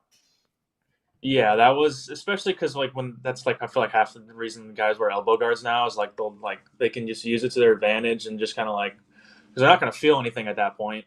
I mean, it's part of it. I think especially we're getting the games. I feel like the ones that always like seem to like get at me were the ones where I feel like they're, especially for me, cutters in on righties where I'll throw it up and in, and they'll like give like that half check swing, and it'll like nick something, like if they'll hit their elbow, their wrist or something like that. Like not enough to like really like crush them, but enough to like for them to get first base, and like you could like you're trying to swing the bat. So that one always like that's just the competitive nature in me, like wanting those ones. But yeah, I've seen that one. I mean, I don't know if you guys remember a couple of years ago the whole thing that happened with Anthony Rizzo. That was against me when he had to stay at home plate for not really necessarily moving. And I remember that being like a thing like the next couple of days on social media about him not really moving, getting out of the way, and the home plate umpire made him stay at home plate. Did they call it a strike, or did they just – I don't remember this. No, it was a couple of years ago. I think it might have been my last year with Tampa. It was in like maybe in 22. He literally – because, Rizzo, he stands on top of the plate. And it was a breaking ball. It was like one of those ones where it's like it was a little inside, but like not missing the strike zone by much. And so it nicked him, and he was going towards first base, and the umpire made him stay at home plate, and like him and Boone were not really appreciative of it. So I just remember kind of just having to wait a little bit on the mound while they kind of sorted all that out. There's a new documentary it's an E60 on ESPN that we just talked to the producer of it. She's a producer of it. Jen Lada. Reporter. Producer. Yeah, Jen Lada, yep. And it's about Armando Galarraga's imperfect game. So should we go back and give Anthony Rizzo that base? And because that's what the whole shtick is. Should we go back and give Armando Galarraga that perfect game? Because if that's the case, then if Anthony Rizzo kind of moved out of the way, we need to put Anthony Rizzo in first, and then your career ERA goes up. Man, I feel like that one's tough. I feel like the only way you look at the Galarraga one was the fact that it was literally the last out of the game. There was nothing else that would have changed. I feel like that's where I feel like most people are, because like you take it away, that's literally his perfect game. Like it was the last out, 9th inning. There's literally it's cut and dry. Where I feel like any other situation, there's always like, well, he had to go. This was happening in the 8th inning. He had to pitch against like 3 more hitters or things like that, or it was just not so easy. Where this one was like, well, if you just get this call right, and I know it's happened so fast on the umpires, but like you look at the replay and it was like clearly out on that regard. I remember growing up watching all that, and everything that happened unfolded the next day when they exchanged lineup cards. But yeah, I think that's the only argument you have, is because literally it was the 27th out of that perfect game that unfortunately they got wrong. All right, Yarrow. What happened in LA? Well, what? Like, I mean, were you surprised? Were you surprised because they brought you in to be? ERA looks good. Yeah, to me, it didn't seem like you were pitching poorly. They were putting you in spots where it was like you were that guy. So how did just take it through us the whole transition of, did you see it coming, all that stuff? Especially after being traded a couple times, I feel like there's always maybe like a little bit in the back of your mind, especially because I got moved last deadline, but it was more of the fact of like, all right, cool. Like we know we're going to do something. What is it going to be? We're going to add, where's it going to be? Because we had guys who are now coming off injury for them, who are big players. Like Mookie just came back. You're going to get Muncy back. Like those are 2 big guys and big parts of their lineup and their team. I think so. It was more of like, man, what are we going to do? But it definitely caught me off guard. But I mean, it's just all part of it. Like, there's always, like I said, the small chance in the back of my mind, but it was more like, all right, cool. I think we're just going to add and we'll kind of figure it out from there. So I just remember we were actually in an off day in San Diego. And we're like staying at this, like, it was like more of like a resort style place. And it was like me and my family walking around the resort, kind of like hanging out, doing some stuff. And I had a text message that said, hey, from our GM, said, hey, can you give me a call? I'm like, all right, well, this is kind of telling about what's to happen. So, like, told my wife I had to like get this call, and unfortunately they told me like they were DFAing me just because of it ended up being roster spots, and it was super like nice, like, hey, like, look, we loved everything you've done this year. It has nothing to do with you. We're just kind of in a roster crunch, and we needed to make this move. And so like you just go through that process, and it's kind of weird in that one. I've never been like DFA'd or anything during the year. No, in the off season I got non-tender, but especially where it's just kind of in that no man's land, not really knowing what's going to happen. And then luckily, they got that deal done within 24 hours because the trade deadline you had to get something done, and knew I was going to be in Toronto, so it was nice like having a clear picture of where you're going to be and okay, how are we going to get there and go from there. So, but yeah, definitely caught us off guard and just kind of having to figure everything out from there. But definitely a lot of texts from teammates and coaches like saying they were sad to see me leave, but super thankful for what I did, and wishing me the best of luck going forward. So just kind of part of the nature of the beast, I guess, and realizing the business aspect of it. Should they always be in communication with you? Because there's probably a lot of things that, oh, this could happen or this could happen. Or would you rather just have it like that, like a Band-Aid, rip it off, here comes a text. Oh, the GM never texts me, so this is not good.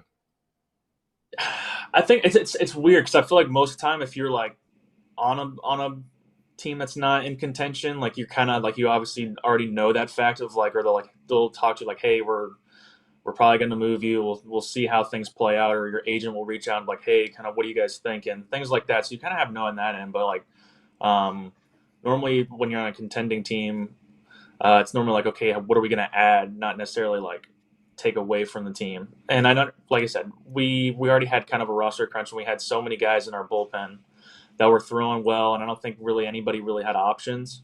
So it was kind of like just, okay, what are the pieces we can kind of play with or move, and how can we make this work? And you're kind of seeing that from here, and then you saw like even when they made some moves post deadline, when guys are starting to get healthy, when Mookie came back, when they unfortunately had to DFA Rosario right when they just got him like 2 weeks ago. It's just kind of what they're having to do and the nature of the beast, but they got so many good pieces coming back that they got to try to find them room. What's it like to go from LA to Toronto as far as the team and the clubhouse? Obviously, the Blue Jays are not having the dream season. That's obvious. I think all know what's going on. But you were in LA in a unique situation. Ohtani's first year, tons of media from overseas. So do you feel it when you were there compared to now going to Toronto? And I know it's Canada's team, but obviously there's not going to be whatever it was, 40 media members rushing the clubhouse every game. Yeah, and I think it's more of like, especially because like people will find like we're getting into the field or like at the hotel, like because it's inevitable where they find out where you stay and things like that. So, yeah, just the Ohtani factor, and look, there's so many high profile players with LA that like, dude, they just traveled wherever they went. The Dodger faithful were everywhere in the road stadiums and traveled so well. But I know, we have a lot of good players, and not taking anything from here in Toronto, there's some really bigger names, and it's just been kind of like getting adjusted. It's more of like just learning each other on my aspect of like getting to know the pitching staff, getting them to know me. Luckily that I've thrown and played against them for so many years, it's making that process a little easier. But just kind of knowing your tendencies and getting on page with the catchers, just and learning names and the strength staff, the training staff, like kind of your routine, what you've been going through. It just takes a little bit of time. So it's been good so far, but it's just one of those things where it's just your kind of head's kind of in a blur from all the moving pieces and just trying to get adjusted and situated. Definitely made it a lot easier once we kind of got to the team, like just getting back to playing baseball, especially for those first couple of days. You're having to really pack your whole place up and get everything out of Los Angeles, especially for us being on the East Coast, living in the off season in Florida. Like, there was no need to go back, so we just had to get everything out of there pretty quickly. First, the comment, John Schneider, first roommate ever when I got drafted. So that's your manager. He's heard me snore. He was super swaggy. I know he's still super swaggy. Dong Lean, I'm telling you names. Dong Lean is the trainer. Donger was my first trainer. So there you go. Now you know 2 names on the team. But I have one question for you, and it's a quick one. Yeah. Dodgers win the World Series. Are you proud of the World Series ring that they will give you? Yeah, I think so. There's like, it's like you're a part of the team for us for 4 months. So I'll definitely be proud of it, and I definitely be cheering them on. Yeah, like hopefully they do really well, and they made a lot of friends and a lot of great connections with there for the last year. So will it be a little weird kind of watching them in playoffs? Probably, just because like that was something you were a part of. But at the same time, I'll be definitely rooting for them and cheering for them and wanting them to be successful. Yeah, playoff shares. You're rooting for every one of those 4 months of playoff shares. You know it. That's why you're smiling. You know it. Well, and a ring, though. Yeah, it's all part of it. Yeah. It's all part. I got a ring for being with the team for half a year and doing way less than what Yarbrough did. And I'm proud of that ring. There you go. Come on now. We're looking forward to it. I had it. Yep. Yeah, it's not like you made 2 appearances and moved on. Like, this is a I was close. good chunk of work. Oh, for you? But I was there for half the season. Salvi played all the time. That's true. Oh. Ryan, great catching up with you, though. Appreciate the time, as always. Good to see you. Finish strong, and we'll talk to you soon, okay? Awesome. Thank you, guys. Thank you. Always great combo with Ryan Yarbrough from the Toronto Blue Jays. We're going over locks, game previews, all that coming up.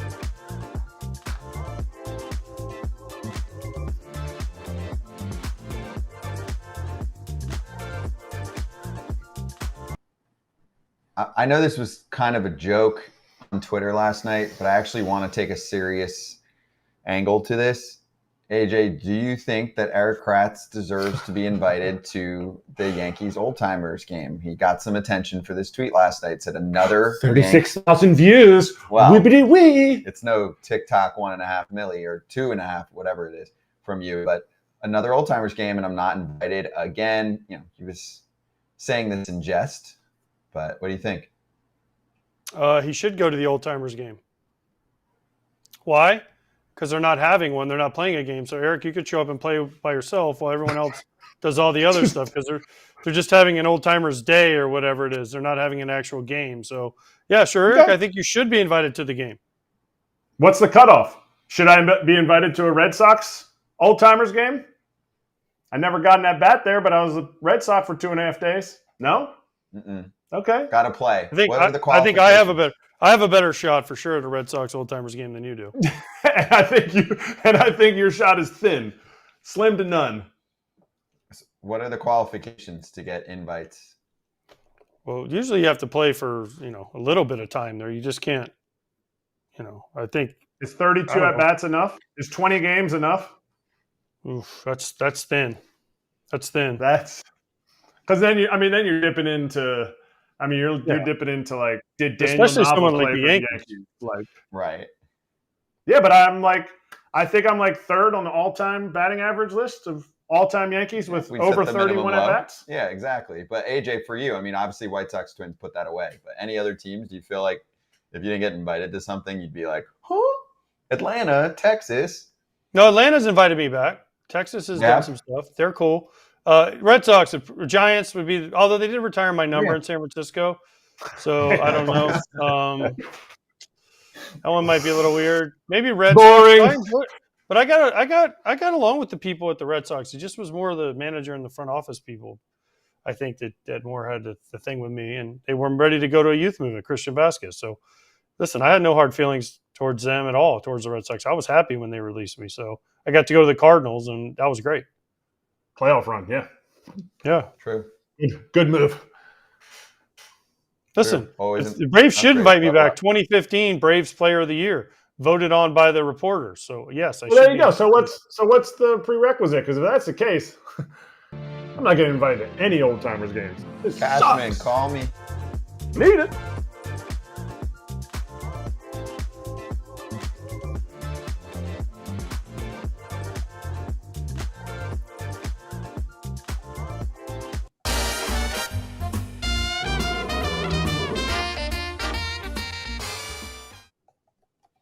Here we go. Free game of the day, streaming on the BetMGM app for all users on the BetMGM app that are logged in and have funded accounts. Pretty easy qualifications to be able to check it out. It's Cubs Cardinals, 6:40 Eastern time. Cubs are slipping back. I mean, they were teasing everyone for 5 seconds. They were teasing you. We squashed that. Yeah, I guess you're right. But the Guardians are really good. They have the best record in baseball. So if you'd like to check out what they have with Alex Cobb, a new addition to the team since the trade deadline, going up against Jameson Taillon, who probably should have been traded. No offense to Jameson, but I think he could have helped someone and they could have gotten some prospects back. But that's just me, 6:45 Eastern time. Check it out. Let's do locks. I lost last night. I got hooked. You lost, Kratz. What? No, Sorry, finally you won. won. Sorry, you won on school. They never win. I meant AJ. AJ didn't get the runs he needed from Miami and Philly. Yeah, the Phillies' offense has gone away. Struggling. Phillies' offense, Yeah. if they showed up, it would be great if they would actually show up to a game. Belazzo, the guy that pitched for him last night, like he was throwing this like fastball at 86, middle, and his cutter at like 80. Like so they were flummoxed. They had no idea what was going on. Help me out, guys, because Phillies fans watch that game and they're like, "What?" Oh, Phillies fans are heated. talk radio right now. All they talk about, they're not trying. They don't care. Oh my gosh, I am this close to calling into WIP and just. But even Larry Anderson on the radio, he's saying the same thing. I'm gonna talk to these guys alumni weekend this weekend, which I did get invited back Hey, for. there you go. So Because I live close. Yes. So the Philly show is part of the FT network. I advise listening to that. You get a little more juice on what's going on there from our friends Todd and Jim and Ruben Amaro Jr. Let's get to former Philly Jonathan Applebaum and his pick today. What's up, my people of FT? It's your boy Parlay Pap coming to you. A little slide here lately. I understand, but you got to grind it out, baby. That's what we're doing, okay? So we're going to go another 2-game parlay today. Get the Beltway matchup with the Orioles and the Nationals. Pretty even matchup in my opinion. So I'm going to give the edge to the Baltimore lineup, and I'm thinking they're going to rake tonight. So I'm taking them in the money line, and I'm also going the Phillies in the money line. I ain't no way in damn hell they lose against the Marlins again tonight at home. I'm looking for them to put a bunch of runs on the board tonight. So 2-game parlay, plus 142, put 100 on it. There you go, Pap. Pap's like a little humbled right now. Did you see that, AJ? He's like, guys, everyone goes through this. I blew a saver too, but we'll come back. He goes back to his good old days. Yep. He didn't pick the Yankees this time, did he? He didn't. He's avoiding your socks. I'm not, so then I might as well go first. I'm not picking on them. I just think it'll be a high scoring game. I was actually surprised. It's 9.5 at minus 120. I thought it'd be a little higher based on the starting pitching matchup. Is there something I don't know? Will Warren against Davis Martin? Davis Martin threw good last time out. Yeah, but in Chicago, Yanks have been quiet besides Soto. Feel like some guys are due. White Sox were swinging the bats well, obviously, 2 nights ago. They faced Will Warren, who hasn't pitched well yet. No? I'm not missing anything? I don't feel like you're missing anything. I think 11 ERA isn't a good one to. Yeah, that's where you want to pounce usually, right? I feel that's where you want to jump. Judgy hasn't hit a home run yet this series. So that's how I felt last night with the Phillies, and look how they did. They got 0 runs. Well, just for that, agreed. I'm going 240 then to win 200. Book it. 240 to win 200. Yeah, I'm going to the savings this time. All right, what do you got? Wow. I got 2 overs. I bought them both down. I got the Gordon Monty game, the Diamondbacks game. I'm going over, but I bought it down to 8.5. And I also have Terrence Brockington Davidson versus Tanner Houck, the Rangers and the Red Sox, over 8.5. Parlay that for plus 162. Nice. AJ? All right, I got a three-game parlay piece, McNugget here. I got over 9 in the Brewers and the Dodgers. That's Thibodeau versus Montas. Montas has not pitched well the whole year. And then I got Yankees money line. Why? Because they're the Yankees and they're playing another team. And then last one, I have over 7.5 Rays and Astros. Rays are pitching Littell and the Astros are pitching Blanco. And I just feel like they're due to swing the bats. Neither team has really scored a lot of runs in this series. I just think they're due to get to, 7.5 to me is a low number. That's got a 5-3 something written all over it. So that gets me to 421. And after I win tonight, I will be in lead of money bags for good. Wow. Not Todd. You didn't tease those runs down? That's at 7.5 for that pitching matchup? I don't know how to do that. So then you didn't tease the runs down? He doesn't tease. And you should be parlay Pierzynski today. What a nice parlay by you. Wow. Plus 421. I don't know how to tease the runs down, so sorry. But I like the 421 number. Yeah, that's nice. Okay. Anyway, good luck everyone to your bets tonight. There's some unique ones. So, if you want to tell anyone, there are your options. And for BetMGM customers, Swing for the Fences game is running. You can play once a day, and you pick an area of the strike zone. You're a batter, so it's a little game. And then if you get a single, double, triple, homer, fly out, then the result could be a reward. Obviously not for the out, but parlay boost tokens, SGP boost tokens, bonus bets. You got to be an account holder to play, and all rewards expire in 24 hours. Gambling problem or concern, call 1-800-GAMBLER. Be right back to do a little slap hands, get to a couple topics we missed.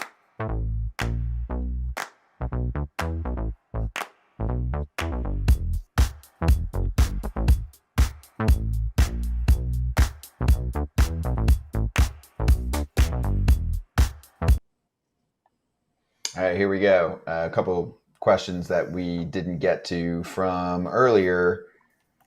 Dustin said, could you touch on the call in the Braves-Giants game last night? Didn't end up mattering. Odd call. Travis threw out the guy at third in extras. I got to be honest. I catch most things. I missed that. I was really dialed in on the Diamondbacks. I had to pick. Big inning wasn't on, and you have to pick games at that point. So I missed that. I didn't see it. Anyone? No. But Dustin, we'll look. I'll go back and look so we can give you a better answer.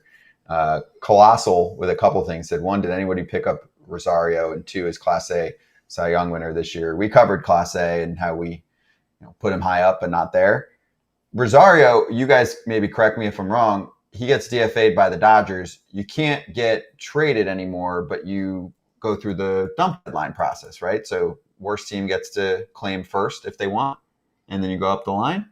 Yeah. So, because some people were like, somebody sent, I think, us a note on Instagram. They were like, how did the Cardinals not already pick up Rosario for Crawford? They're sending me all this reasoning. And I'm like, I don't think they can necessarily get him because there might be a team worse than them that gets him first. Yeah, no, that would just be the old Alex Rios, as he was Alexis Rios when he went to Chicago. Somebody gets put on waivers and another team doesn't want him to get taken. The White Sox took over his contract. That's not how it happened, but we'll go with that. Actually, the Blue Jays, we claimed him. The White Sox claimed him, and Kenny Williams, whoever the GM of the Blue Jays at the time was, said, "Do you want him?" JP Ricciardi goes, "We'll pull him. We'll totally pull him back, unless you guys want to work out a trade." And Kenny's like, "No, we want him." He's like, "You want him at full price, and we'll just give him to you?" And Kenny's like, "Yeah." And so they just took him. That's really, it had nothing to do. The Blue Jays offered to pull him back, and the White Sox were like, "No, we'll take him." So, and his whole contract. And then I ended up going to Texas, and we traded him. We traded for him in Texas after Nelson Cruz, people forget, got popped for the old steroids. Oh yeah, he did. Don't forget him and Bartolo and Emmanuel Clase. But anyway, we're not naming names. But Alexis Rios, beautiful man. Mm-hmm. Always smelled really good. Extremely strong hands. Some of the strongest hands ever. Watch that 3 minutes back we just did and tell me if you get this kind of content anywhere else. I just learned like 90 things in, I don't know, 180 seconds. 90 seconds. Yeah.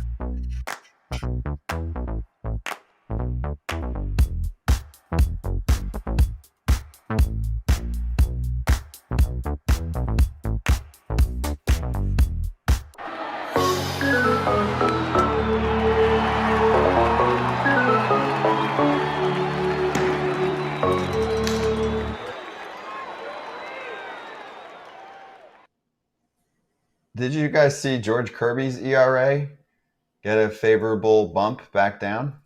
Back down, right? They made an error? There was an error No, in there? they changed it to an error. So, because he had 11 earned runs was the number, 11. Right? And now it's 6. Was it the Rojas? Was it the Rojas play? Noteworthy scoring change from Adam Jude. Mariners have been tagged for 1 error. Kirby now charged with 6 earned runs instead of 11 earned runs. The Rojas play. I didn't see the Rojas play. It was a ground ball to third. He kind of short hop dove and he threw it. He threw it away. I don't know. Yeah, but they gave it a hit originally. Maybe they gave it an error. That's what I'm thinking. They go back to the box score and see who got the error. But you appeal that, right? Doesn't the player appeal the that? league? It's the player? Like, does Kirby do that? The agent has to call. The agent has to call. Okay. Used to pick up the phone in the dugout and call. Really? And the player I've seen some dudes get pissed. Oh, yeah. Did you pick up the phone and call the official score in the game and be like, listen, blah, blah, blah. I'm going to blah, blah, blah. If you don't change that, blah, blah, blah. That sounds like a threat. I saw Al LaBeouf in AAA. Now this is AAA. Al LaBeouf go face to face and had to push him away from the official scorekeeper, because those official scorekeepers, they are crossing guards. They think and they know, and they will never look at a replay to change anything because I know what I saw. All monitor. What do you got? We got 30 seconds. Myrtle Beach Pelicans. Some hats are gifts. This is a present from my friend Jeremy. Wow. Oh, yeah. This is a present. That's nice. I don't want to wear it all the time because I'll get sweaty, because that's what I do. I sweat. Francisco Cervelli in a drug test, but this is a nice hat. Yeah, very colorful. Looks good.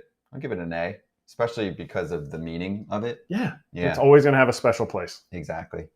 All right, that's it for us on Valley Sports, national TV, and on the app, of course. We are sticking around on YouTube for a few minutes and then eventually getting to Dodgers territory, which has a special guest, Steven Nelson, who calls games for the Los Angeles Dodgers. So we'll chat with him, not us, but Alana Rizzo and Clint Pasillas will be on with them. So make sure you check that out. It's at a special time. Tomorrow, Ken Rosenthal is running fair territory, but Alana Rizzo's on vacation. So there's going to be a potential special co-host with him.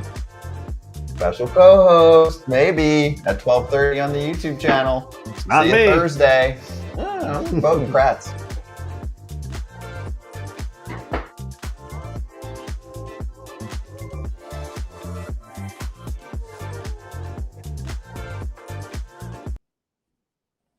I think it's probably me, by the way, for the YouTube chat.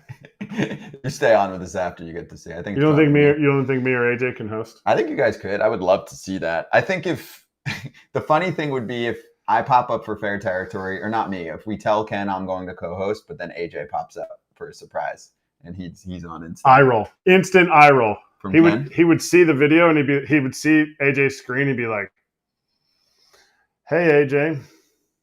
I don't think he would expect it. No. But AJ, you would actually host. It's not just like you guys having a back and forth. You'd be like, here's Ken. AJ could do it. AJ would. I know he could do it. Yeah. I'm just saying, what would he do during that 30-minute show? Like, would he be like, well, I'm not looking at the rundown because I'm going to read it as much as I read your articles. So here's the first topic that I would like to address. Yeah, it'd be a better show. He'd be pro. Some people love the back and forth. Many people love the back and forth. I enjoy it. Yeah, I do enjoy it. All right, let me see if I have one question before we get out of here. Good show today. I liked talking to Jake McCarthy at the top. I never actually answered the question about Clase, but probably going to finish maybe top 5-ish for Cy. I think he could be up there. Yeah, in that range. We talked about it, but he's not winning. Yeah, he's not winning. I don't think it's close. It's not. We've covered AL MVP and LMV. We're starting to get a little award talk in there because we don't touch it for a while, but this is kind of the time. Even now, though, it's still 6 weeks. There's a lot that can happen in the close races. Especially, to me, Cy Young, because there's just so many arm injuries. I just don't want anyone to go down. The same, like if you're talking NL and you're going over guys, like one dude could go down, and then everything changes. So you got a birthday shout out, AJ? Well, a couple of them. First of all, Clay Buchholz, ex-teammate. Juan Pierre, ex-teammate. Artie Moreno, your favorite owner, Scott, is his birthday. Magic Johnson, your next favorite owner. in one of the great all-time South Park episodes. And last but not least, old left fielder, the people's champion in left ain't nobody field. got one of these. By the way, ain't nobody got one of these right here. Why is it special? They wore these one game, I believe, with the Wings. And that's game worn? It's not game worn, but it is an official jersey. I have an autographed one on my wall. Great story about Tim Tebow, by the way. One of my good buddies, huge Gator fan. We went to a game. We're down in the offices after the game. There was a Tim Tebow jersey in a drawer, just signed, sitting there. My buddy goes, "Hey, what's you gonna do with this?" My other buddy, who's the equipment guy, goes, "You can have it, dude. Nobody." He's like, "I'm not gonna. I already got one." And my buddy chickened out and didn't take it. To this day, he still regrets not taking that jersey. They told you got the okay. Yeah. You got the handoff. You just were like, fumbled it. Yeah, you fumbled it. I don't even know if you fumbled it. He just he was going for it. He's like, no, not me. Just roll out and run. Yeah. Bad idea. All right. We will see everyone on Thursday. DT coming up next. Just stay here. Dodgers territory. It's a good show.